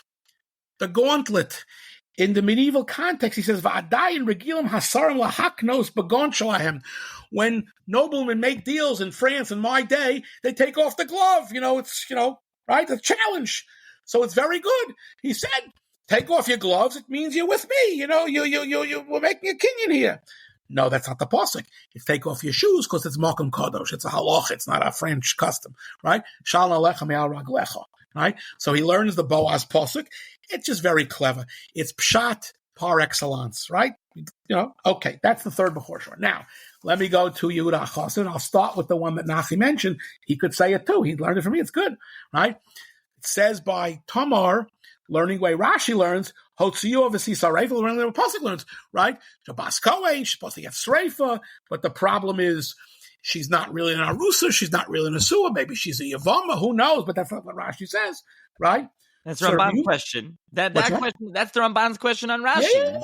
Why are you killing her? Correct, right? She doesn't deserve Misa here.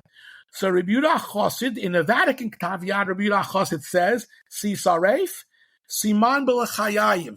You singe her cheek, Knasa Ba'alma. And then he says further in the two Kisvayad, the Moscow and the Cambridge, which is where his parish comes from, Amar Avimori, right?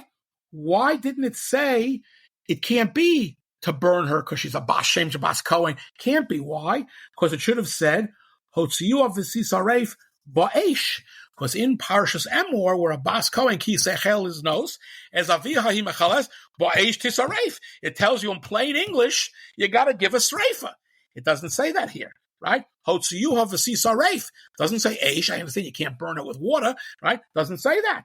El lafia pshat. This is Rabbi Yochas's words to his son.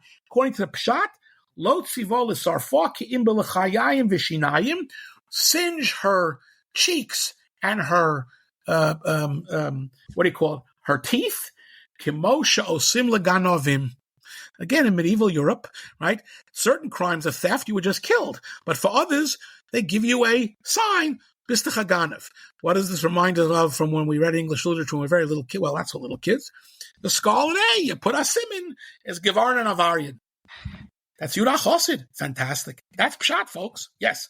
Yeah, they would brand her, and this is right. The Torah Aruch quotes it. B'Shem Rabbi Yehuda Chosid. He quotes it on this pasuk. She used to fill a roishim ben panei. He says Rabbi Yehuda Chosid Pirish. Right. Now, where I know this originally from is the Ksava Kabbalah. Rabbi Akasi Mecklenburg quotes it on this pasuk. Who's centuries later, just for the record. Good. Centuries later, but he adds there also v'chein kos of Harosh, who the Rosh is the Ma'aseh Hashem Elazar Ashkenazi, not Rabbeinu Asher. Right. And he says, and he quotes him saying, in the Arab lands, Shakol Zoina, any Zoinish Mafker. Oh, that's the Scarlet A. He says, Soifrim B'chaisim Shal Barzla Mitzcha, they brand her, Lias Kukali Eliyois Kukaliyavam, on Shua Beishas Keishas. Right. So in the 19th century, it's the Arab world. In early 13th, Rabbi Chosid dies in 1217. He's not much younger than Bechor Shor. In that period, they burned Ganovim. Perfect. They gave him a simon. Okay, very good. You wouldn't think Rabbi Chosid would say that. He does. Finally, for him, a little different kind of a pshat, but this is he does this a lot. It's on Parsha Shmos. Hantigasedra almost, right? Next week, 2 weeks. The pasuk says I could do Vayechi too, but I want to get to the other ones. What does the pasuk say? Vatiftach, Basparo opened the teva, Matereas hayelet, v'hinei hanar boche. She saw, right? She opened the teva, she sees the yeled, and the nar is crying. So Rashi says, right? Moshe had a very mature shtimmer. He was a little baby, but he gave out an oi from an alta yid, right? Okay, because the problem is, what's the pshat problem? She saw the yeled. V'hu boche, what's the hanar boche? Who's anything about nar? So again, right? The Chazal, Moshe was perfect. Moshe had all kinds of things well beyond his age, right? His whole mahos was beyond his age. So he's a yeled, but he's also a nar. Good. Nar in the best sense. Says the son of Rabbi Yehuda Chosid, Lefia Pirshavi Lefia Pshat, Vatireu as Hayeled, Ze Moshe. V'hinei nar boche, Ze Aharon. Moshe was a little baby. Aaron was 3. Nar just means, in medieval Hebrew, a yeled could be a 20-year-old, a nar could be a 25-year-old. As long as a yeled is younger than a nar, it's fine. The little bebel, she opened the thing, and she sees baby Moshe. And then Aaron starts crying. Aaron mandak hashmei, says Rabbi Yehuda Chosid. Aaron was sitting on what we call the dock of the bay. He was sitting on the Namal. He was sitting on the riverbank, watching his brother. How does he know that? I'll tell you why. Miriam was behind the bushes. She's already a big girl. She's 6. She doesn't want to be seen. She's hiding behind the bushes. But Aaron is also there worried about his brother, right? 3-year-old Aaron already knows his brother's in trouble. He could be in trouble. And on the other hand, you can't tell if a 3-year-old maybe didn't have yet his payas and his tzitzis, right? Can't tell he's a Jewish kid. He's sitting there, a little young boy, a 3-year-old is sitting there watching. I would say he was sucking on his lollipop.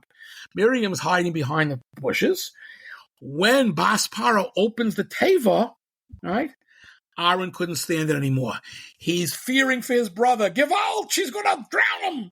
So little 3-year-old Aaron, who's not a simple 3-year-old either, starts doing what?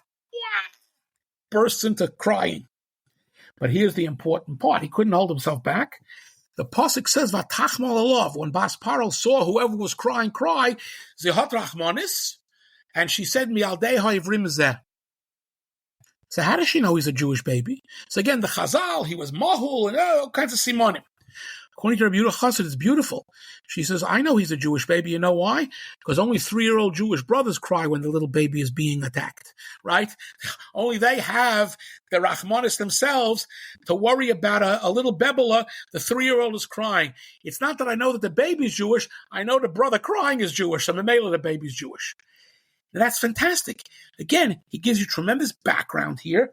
It's reading it out of the pasuk. Again, the chisaron in quotes is, it doesn't say Aaron, but it says that Miriam's watching. Aaron, Miriam, Cain, Aaron, and he doesn't have to be behind the bushes with her because he's little. He can sit in front. On the other hand, what putting Aaron here does, it solves the entire problem. First of all, it solves the Yeled Nar problem. Yeled is Moshe, crying Nar is Aaron, number 1. Number 2, it solves the bigger problem. How does she know this baby is a Jewish baby? Rachmanim Baishanim Gomel Chasadim. Right? Only Jewish kids would cry like that. Now, the truth is, this pshat actually is found in a medrash called Midrash Avkir. Avkir stands for Rashi Tevis. Amen, right? Avkir. Bimheira Ken Yehi Rotzen. Azah medrash, which we don't have anymore, but a number of Rishonim quoted it, including the Chasidei Ashkenaz. So but I call it a syncopated approach. In other words, you have 2 words in a pasuk that don't quite shtim. You have 2 different stories in the pasuk. Yeled, looking, Nar Boche, syncopated. That goes A, that goes B, that introduces this theme, and I go through it. Very clever. And he does the same kind of thing in other places where he skips from one to the other. What do you think about that? That's pretty interesting, right? Okay. Now let's go back for a minute and let me fill in quickly with you Rabbi Yom Tov of Zhuani, Rabbi Yaakov Orlean, and and the Smag, and we'll wrap it up. And we'll put it back together again. Rabbi Yom Tov of Zhuani, 2 perushim I want to share. One on the brothers coming to buy tfuah from Yosef. and the second on Parshas Mishpatim on the Nirtza in the doorway. On Yosef and the brothers, the Pasuk says two things that he finds odd, Rabbi Yom Tov Avishwani. Number one, why does it say that the brothers came B'soch Baalei Mitzrayim? They came with the other people who are coming to get food from Egypt. Where did they come from? They came from the moon? I mean, of course they came with the other people coming to get food. I mean, what Mamash Mi'alanu Bitui is there? And right there it says, Yosef hu hashalit, hu hamashbir. He's both the ruler and he's also the cook. You know, he's the quartermaster, mashbir, the supermarket chain in Israel. I think, I don't know if they're all still open, right? He runs the whole thing and he's also providing the food. Yesh b'chal masayim monef. He's running the whole thing. Who cares who's giving out the food? We don't care whether he's giving out the food or not. He's in charge. So says Yom Tov Avishwani, think about this. He says it goes like this. What's behind this story, again, is a kind of derech eretz, which was what was behind Rabbi Yehuda Chassid too, in a way. They don't use the term, but that's what it is. When Yosef was tasked with getting all the food together, and Yosef says, I'm going to gather the food and I'm going to sell it. So at that point, Kluge Yidden and Kluge Goyim, businessmen said, oh, we have a money-making, from every tzara, God forbid, we have a money-making opportunity, namely, we'll be middlemen. We'll go to Mitzrayim, we'll buy up 40 billion tons of food, we'll take it 2 hours out of Mitzrayim, or 10 hours, we'll take it out 100 miles, and we'll sell it to anybody who wants to buy it, who's coming from other places, 50% extra. We'll make a fortune, we'll make a killing. We'll be middlemen. Yeah? Natural human reaction, right? Kluge Yidden, Kluge Goyim. Yosef is too smart for them. Yosef says, but I have one condition over here. First of all, we are going to have a rule, one batch per customer, one special per customer. So nobody can buy up 40,000 shares. Every person gets one amount, number one. Number two, at the same time, I have the right, or I have the responsibility to sell. I have the right to meet everybody who comes to buy. You're going to have to see me.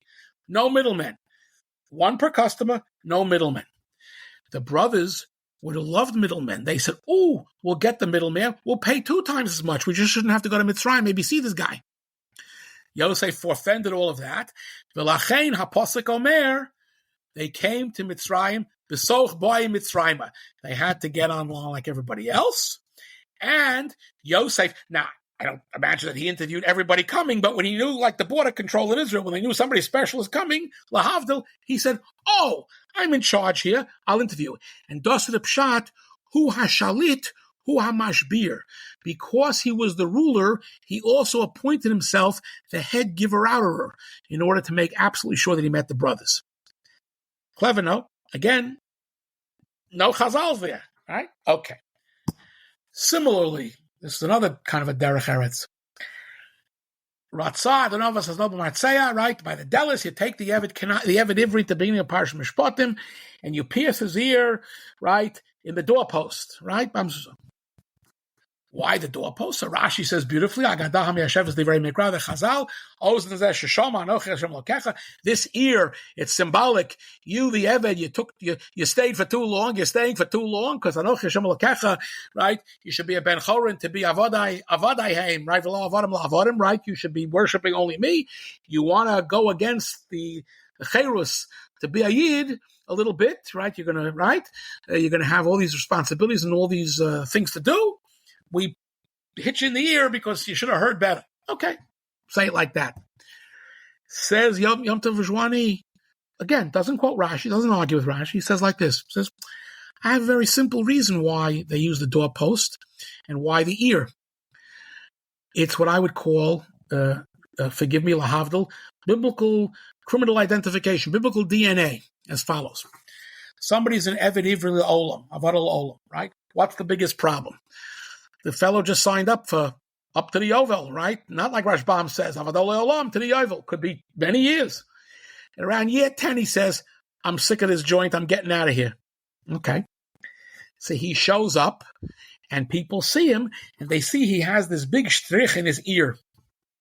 So if they had branded his leg, or they did something on his arm, he could say, ooh, I fell out of my bed. I tripped over a boulder. Nobody gets injured in the ear. I mean, Nobody. So number one, it's going to prevent the Eved Ivri himself from trying to escape. Right? Again, who gets a zah thing in the loba? It's like not possible, right? Even a kid who's a troublemaker can't do that.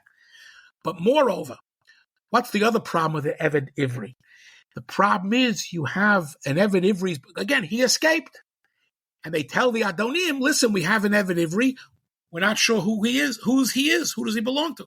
So one Adon says, he's mine. I lost an Eved Ivri last year. He's my guy. And the other one says, no, he's my guy. How do you prove whose Eved he is? You go to the doorpost, like Cinderella Havdil, and you fit his ear into the doorpost, whichever doorpost fits the ear that he has the shtrich. In other words, you put the ear into the doorpost, you'll be able to tell 100% who the real owner is. Derech Eretz Shel Avodim Ivriim. Yom Tov of Jwani. Okay.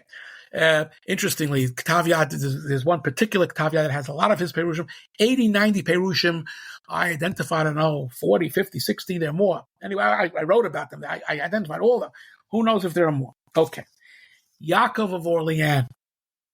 So, again, just too quickly, and then we'll do Smog, which is in some ways very, very interesting. Yaakov of Orleans. So you have also in Parsha Shmos, you have, first of all, by the way, even before Shmos, Miketz Vayigash, right? Rashi says that how did Yosef prove to his brothers he was Yosef? He brought them close. He showed them the bris milah, right? That's what Rashi says, based on Chazal. Showed them the bris milah. Good. Frek Yaakov of Orleans, again, it's good to ask questions on Rashi too. Frek Yaakov of Orleans, wait a second. In Parshas Miketz, based on the Pasuk, Paro says to the Mitzrayim, whatever Yosef tells you to do, you should do. And again, Rashi Darshans, based on the Medrash, Yosef told him to get a bris milah. Whole interesting discussion, right? Whether milah was chiyav on goyim pre-matan Torah. So if everybody has a milah, how are they supposed to tell that Yosef is their brother? All the Egyptians had a milah. He gives two teruts in the Yaakov of Orleans.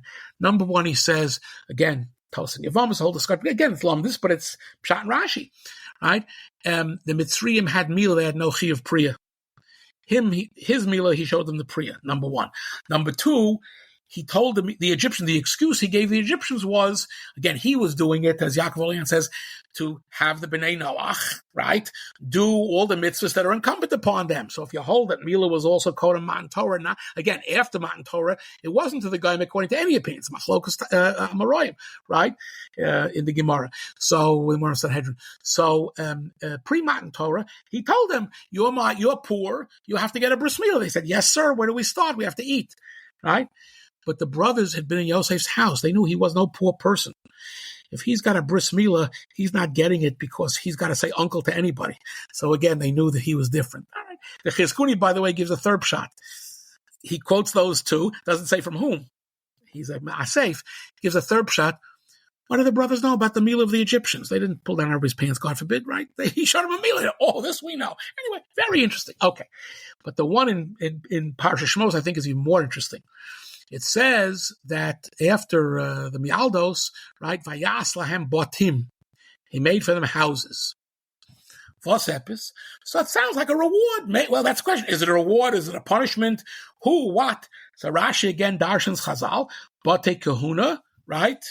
Leviah Kahuna, Malchus, right? He gave them lineage. The Batim are a great reward. He gave the Mialdos these lineages. Again, who said anything in the pasuk about, Kahuna, Levi, and Malchus, anything else? That's the Chazal. Good. Rashbam says, Omek Pshuto Shel Mikra, Vayas Lahem Batim, he built houses for the Mialdos to keep them under house arrest. He built them houses and he locked them in, so you shouldn't do that stuff anymore. Very nice. Yaakov Orleans says, no, I have a dreidel here. I have a little day. Namely, Vayas Lahem Batim, Paro built houses for the Egyptians who would surround the Mialdos. Same idea. But again, he didn't have an alarm system. He had actual Egyptians living around there. In fact, that way, if there were babies in the Egyptian houses, if the Mialdos were hiding any babies, when one baby cries, they all cry. It's a Gemara, right? They all cry. They'll be able to sense out very well that what these Mialdos are doing. How does he get this parish? Well, how did he invent this? Because he noticed something about the Ivris that others may not have been as makpid on. Shteit vayas lohem batim. If the batim were for the miyaldos, whether according to Rashi, or right, reward batim, or according to Rashbam, prison batim, what should it have said? Vayas lohen batim. You can answer, stam plural is masculine. Yaakov Orlean says, Vayas lohem, it's an ambiguous reference. He made houses for them, plural, male, for the Egyptians, right? Not that the houses weren't for the Miyaldos, the houses were for the Egyptians to surround the Miyaldos. Again, a very clever diuk. He doesn't tell you that that's the diuk, but that's clearly the diuk. And in that way, he's quote unquote, I don't want to say improving Rashi and improving Rashbam, but he's giving you a different mahal. Okay. We'll get to the Smag now, who in some ways is my favorite on some of these things. Oh, I'm sorry, the Rid, just very quickly, the Rid, Rashi had said that when Lot left Avram, right, that's when Acharehi Poret Lot Me'imo Piresh HaMoreh, the Rebbe gave the pshat that as long as that Lot was with Avram, the Shechina wouldn't come to him. Okay. So how come about 5 psukim before in the same perek, the pasuk says, Vayirah Shel Avram Vayomer Lazar Chai Tenes Haaretz Hazos. Flash from the HaKadosh Baruch Hu, you're going to get the land, don't worry. So you want to tell me that's a kleine gilui? Hard to understand. So he says, so I'll give you a pshat reason why the Rebbeinu Shalom showed up when Lot left. Again, Rashi says he showed up when Lot left because now he could be free to communicate. So what do you call this other little communication, like a snack? So the Rid says, Lefi shenifrad milot haya Avram mitztoyer. Listen, Lot was problems. Lot was trouble, but he was still Avram's nephew. He was still mishpacha. So when Lot left, Avram was a little mitztoyer, a little depressed, a little upset. So that's why Kodesh Baruch Hu appeared to Avram, to give him, not bikacholim, but to give him, a little chizuk. Very clever. 1. 2. Says Bechor Shor, and he says this in Kisisa when Moshe says Hareini Nas Kvodecha. Says Bechor Shor, says Rid, I'm sorry, Rabbi Shai Detrani. Look at how Moshe matured in his role. When he began with HaKadosh Baruch Hu, right, with the snare, what does it say there? What does it say? That Moshe was Yorei Mila Habit. Moshe was afraid to look at the snare. He was so nervous. He was so afraid of talking of this. He knew it was something unbelievable. He was so afraid he couldn't even look to see HaKadosh Baruch Hu, to hear HaKadosh Baruch Hu. He couldn't even look at the thing that was there and listen. He was afraid. He was afraid to go near. By the end of Sefer Shmos, Hareini Nas Kodecha, I'm ready to meet you. Says the Rid, that shows you how Moshe, so to speak, grew into his role as Moshe Rabbeinu. Again, very interesting Hatorah. These are not in Chazal. These are pshatim. All right. Finally, the Smag.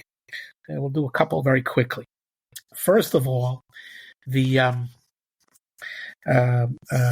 Smag has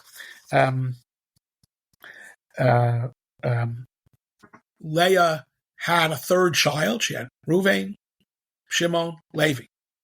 And the pasuk says, she called him Levi, ki atah, now, yilavei ishi elai, ki aladati lo shlosh avonim. So Rashi again used a beautiful chazal, mi'asheves divrei hamikra. Why is 3 the magic number? Because the imahos and the shvachos too had Ruach HaKodesh Nevuah, and they knew that Yaakov was going to have 12 sons between the 4 of them.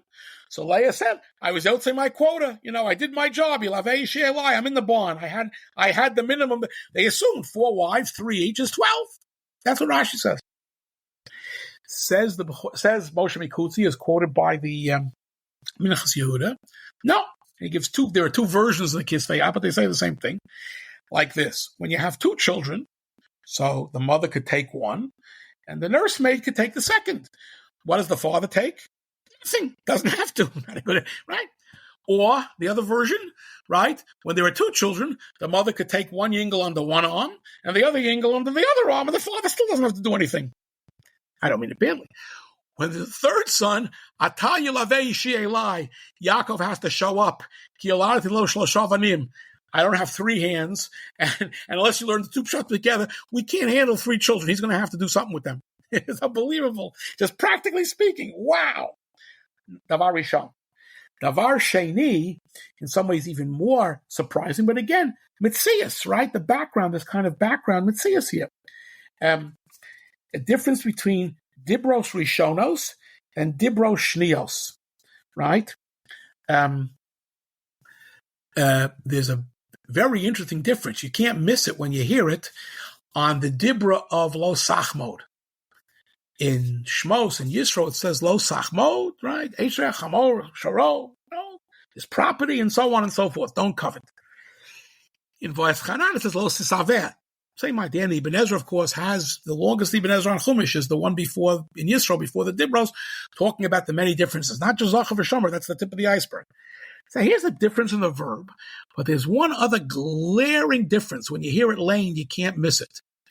Amongst the specific items that you're not supposed to be homemade, God forbid, right, or misaveh, right?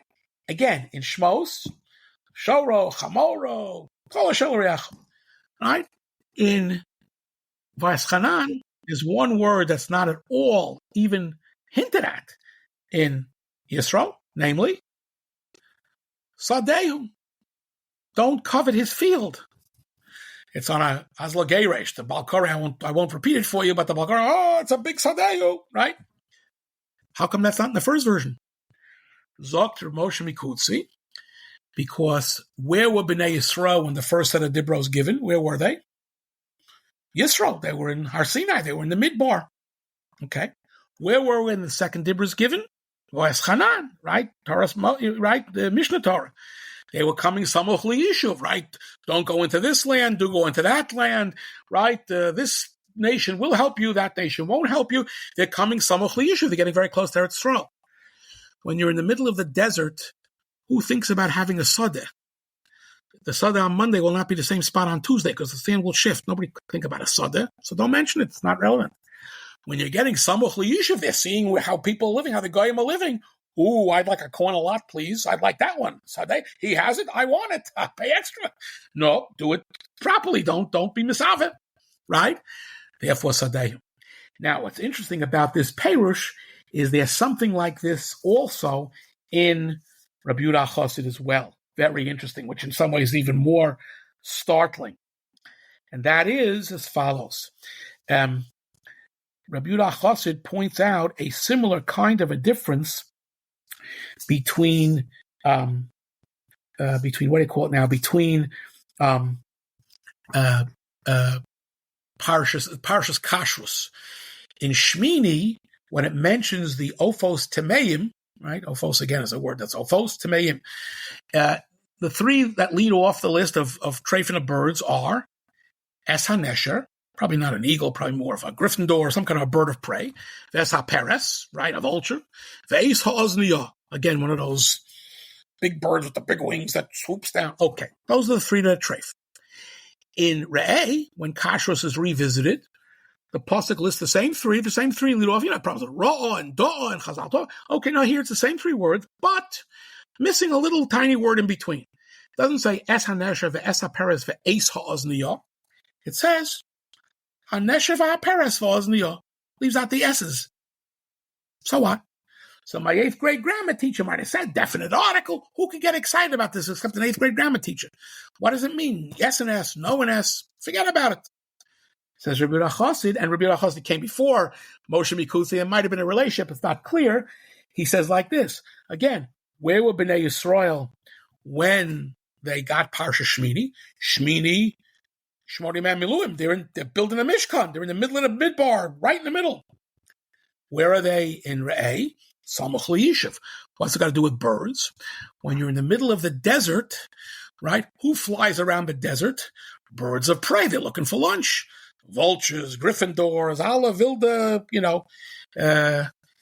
here in Teaneck, they have hawks. Those are like planekite. And somebody once showed me a hawk trying to get a squirrel. Very interesting. Anyway, he didn't get him, luckily. But anyhow, so when you're in the Midbar, what did Moshe say? He was a good Rebbe. Es HaNesher. Ooh, look up there. That's the Nesher. There's a show and tell. Es HaPeres, ve'es HaOzniyah. Look. Don't eat them.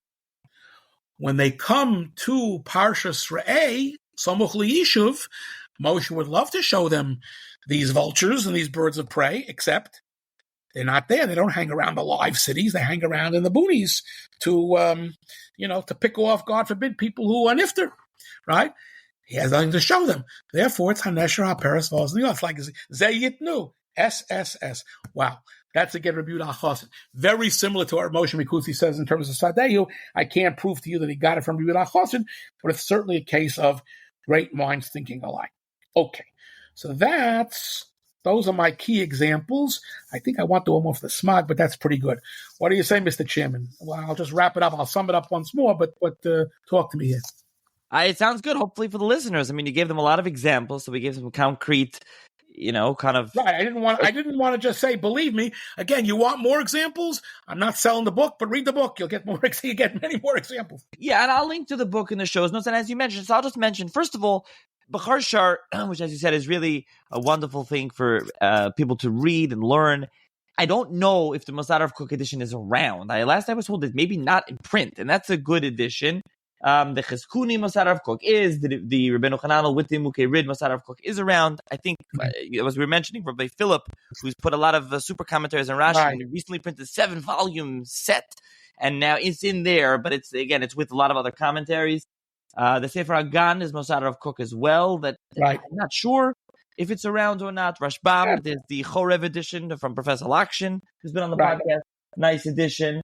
I'm just trying to think some of the other ones. I know the Izvahadar Morcheves Chumash Mekores Gedol 7-volume has a whole bunch of the Baalei Tosafos in the back.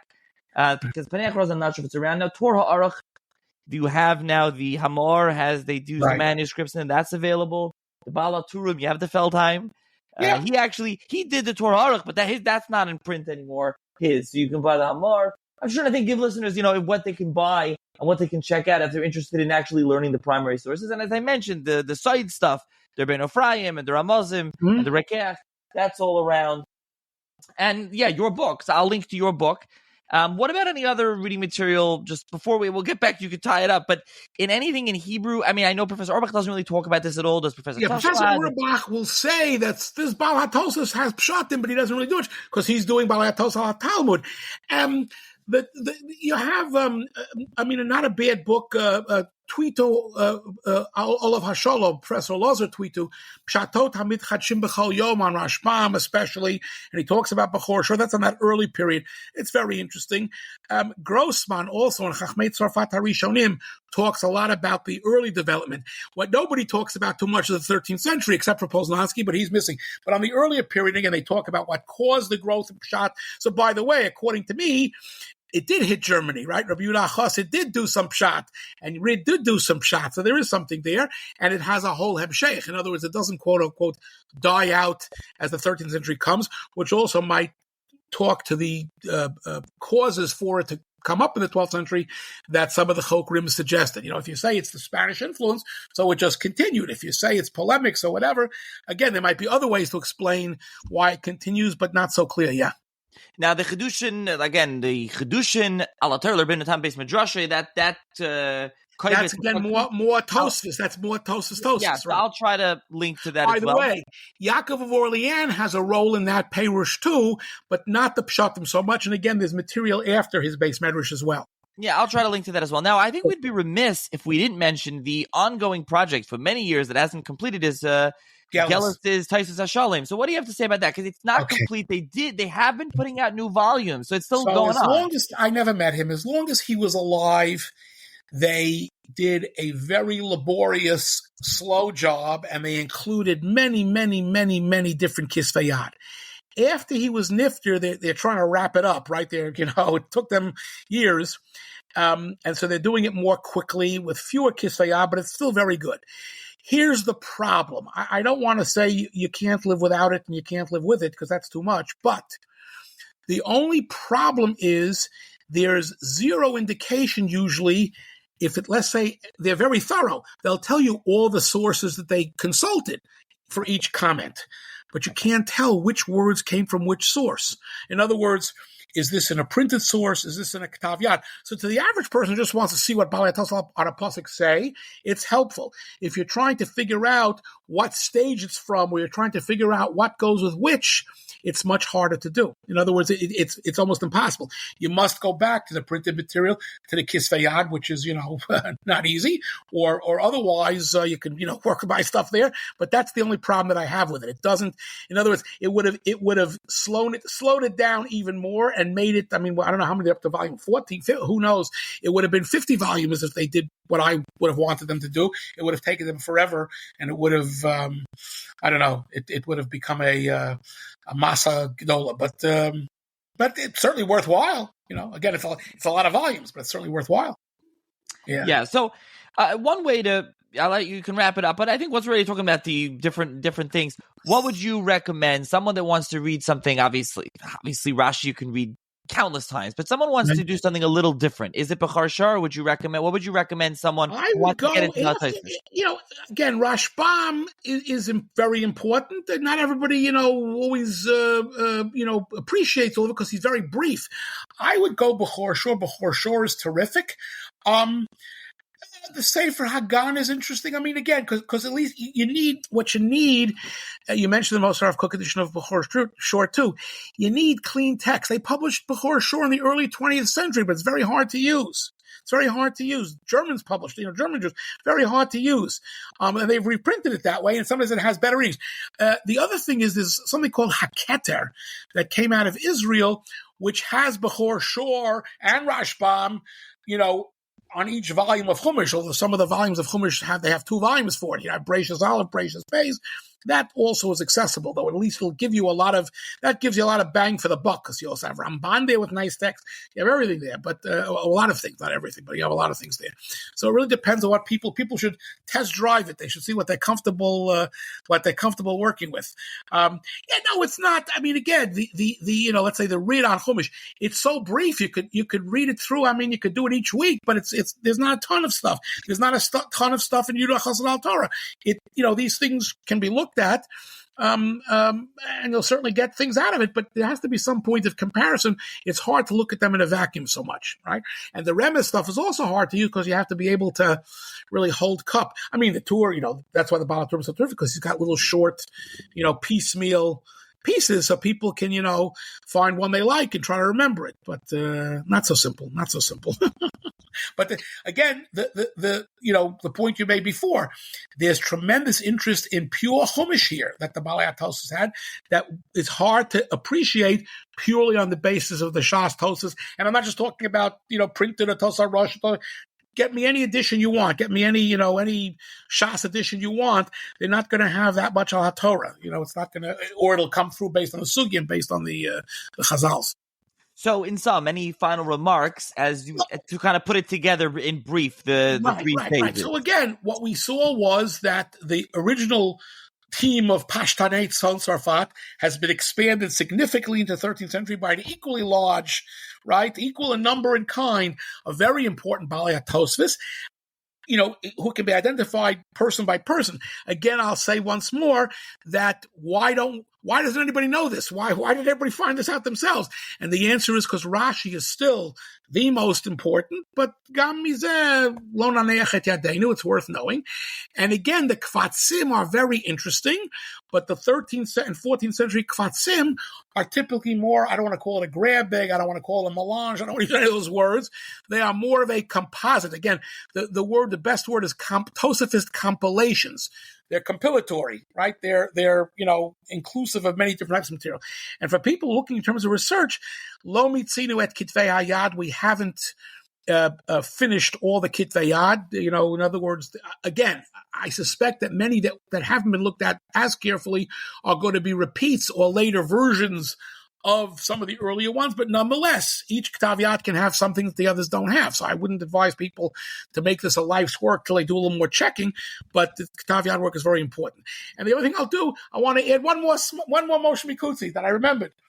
Coming up are these Sedras on early Shmos. If you look at the beginning of Bo, and people know this is a kasha, Bechor Shor deals with it, many Mefarshim deal with it. Va'era ends with Barad. It ends with Barad. And it says there, right, that the Barad teshmeted all the growths that were sticks, right? Anything that grew on a stick, the borod came down into shmet in it. But if it was aphilos, if it was a kind of a plant that had flexibility, right? Sometimes trees can droop, a weeping willow, the borod didn't destroy it because they were flexible. If you look at the beginning of Parshas Bo, there's something strange. Every dibra except for Arbe, right? HaKadosh Baruch Hu, before Moshe and Aaron Moshe goes to Paro to tell him here's going to be the next Makkah, they first have what I'll call a team meeting, right? HaKadosh Baruch Hu tells Moshe and Aaron, right? Here's what we're going to do next. And then they go and they tell him, here's what's going to be next. There's no team meeting for Arbe. They don't. So some say, Libo, that's the team meeting. It's a general team meeting. We're getting towards the end. Okay, not bad. But Horshor says they wanted to save Psukim because this is the first time that the Egyptians themselves say to Paro, let's say uncle. So they wanted to make sure they had room for that pasuk. Very interesting. Rav Moshe Mikusi says it's very simple. I'm going to say this very careful. I'll give you a football analogy. When it came to Makkah number, it's number 7, right? What number are they? Arbe, Choshech, Makas, Bechoro. So 8, 9, 10, right? When it came to Makkah number 7, the Borod, HaKadosh Baruch Hu Kaviyochel sent in Moshe with 2 plays. He said that the nature of this Makkah is to destroy all their crops. Well, we're going to do it in 2 stages in case they want to do tshuva early. First, I'm going to send the Borod. The Borod is not going to destroy all the crops. It'll only destroy those that have a brittle growth. I'm pointing to it. You won't see it on the tape, right? Where it's some kind of a stalk that it's brittle, it's hard, so the Borod will come down and crash it and smack it, right? But those plants that are aphilos, those plants that are flexible, that bend, that have give, they won't be destroyed. Maybe once you start taking away the food supply, right? That's the way the enemy says, uncle, right? So maybe they'll say, okay, Borod is sufficient. We're letting you go. But if they don't, we're going to send in the second play. I'm going to send it right. We're going to have the second part of this initiative to get rid of the food supply. We're going to send the arbe. By the time the arbe get done, there's not going to be anything left. Doesn't matter if it's brittle. Doesn't matter if it's supple. There's going to be nothing left that can be eaten because the arbe is going to eat everything and more. Right? And so that's why there's no separate announcement to Moshe from HaKadosh Baruch Hu about arbe, because he announced A and B for Makkah number 7. 7A is Borod, to destroy many of the crops, not all, many of the plants, not all, many of the edible plants. And 7B is to get rid of the rest of them. And then it's Choshech, lights out, Makas Bechoros in the end. So in looking at it that way, very clever, right? Very, very clever. So looking at it that way, do we call it not 7A and 7B, and they're really 9 makos? I'm just joking. Or do we call it 10 makos? But anyway, he sees that, right? He says, Pshatei Rabosh Mikutzi. He says, I see it right there. I always tell my students again that if they ever see a sefer or a ktav yad that looks like it's this Pshatei Rabosh Mikutzi, call me any time of the day or night, email me any time of the day or night. I'll be there as quickly as possible because I want to see it. This is really Yekarim Metzias. And it's true of all these things. Halavai, we should be zoches. I wouldn't have to tell you all the stories. You could all read about them yourselves. Anyway, that's all, Mr. Chairman. Okay, so first of all, this is the longest that we've gone. Yeah. And we've gone along some other ones. And I would say that maybe those have seen it. I posted about it a little bit, that our episode on the Rush from last year was the number 1 episode on the podcast of 2023. So this one will be released in 2024. Hopefully, maybe this one will be the number 1 most listened to as well. We'll see. Of 24. Listen, it might be the longest. Hopefully, it'll be very listened to as well. So we'll see. And listeners, as always, I know I do, and Professor Kanarfogel, I know you do appreciate the feedback. So listeners should email you. I'll put your YU email address in the notes. Right. They can email there. Questions, comments, right. They can email me, WhatsApp, in the WhatsApp chat, me. And I can pass the messages along to Professor Kanarfogel. And also, as with the previous episodes, I've requested, what listeners think if they're interested in hearing next in this series. We've done different, so we've done a number of figures, and this was like a broad, sweeping thing. So there's the Said aspect of Ashkenaz that we haven't done, and there's some other figures that we haven't done. Notably, what comes to my mind is Marami Rotenberg. We somehow haven't done him. We've done his students, but not him. So maybe Right. he's one that would be. Maybe we'll talk about Rabbeinu Tam, whatever you like. We'll figure it out. Rabbeinu Tam hasn't been done as well. That's another idea. So listeners, he's an important one. So if from the most important Baalei Tosafos, so him and the Re. So listeners can email me, or again message any requests if that's what they're interested in. And I want to thank Gluck Plumbing again for sponsoring this and other episodes, and their information in the show's notes. And thank you, Professor Kanarfogel, for once again putting together such a wonderful presentation and for joining me on the podcast. As always, it's my pleasure. I get wonderful comments. I don't know if I should say this. I've gotten graduate students based on the podcast, so I get all kinds of wonderful, more than people think. Baruch Hashem. So anyway, it's always a pleasure, and I know people like to listen, so I hope it will not be too much. But you'll listen and you'll let us know. Okay, thank you very much.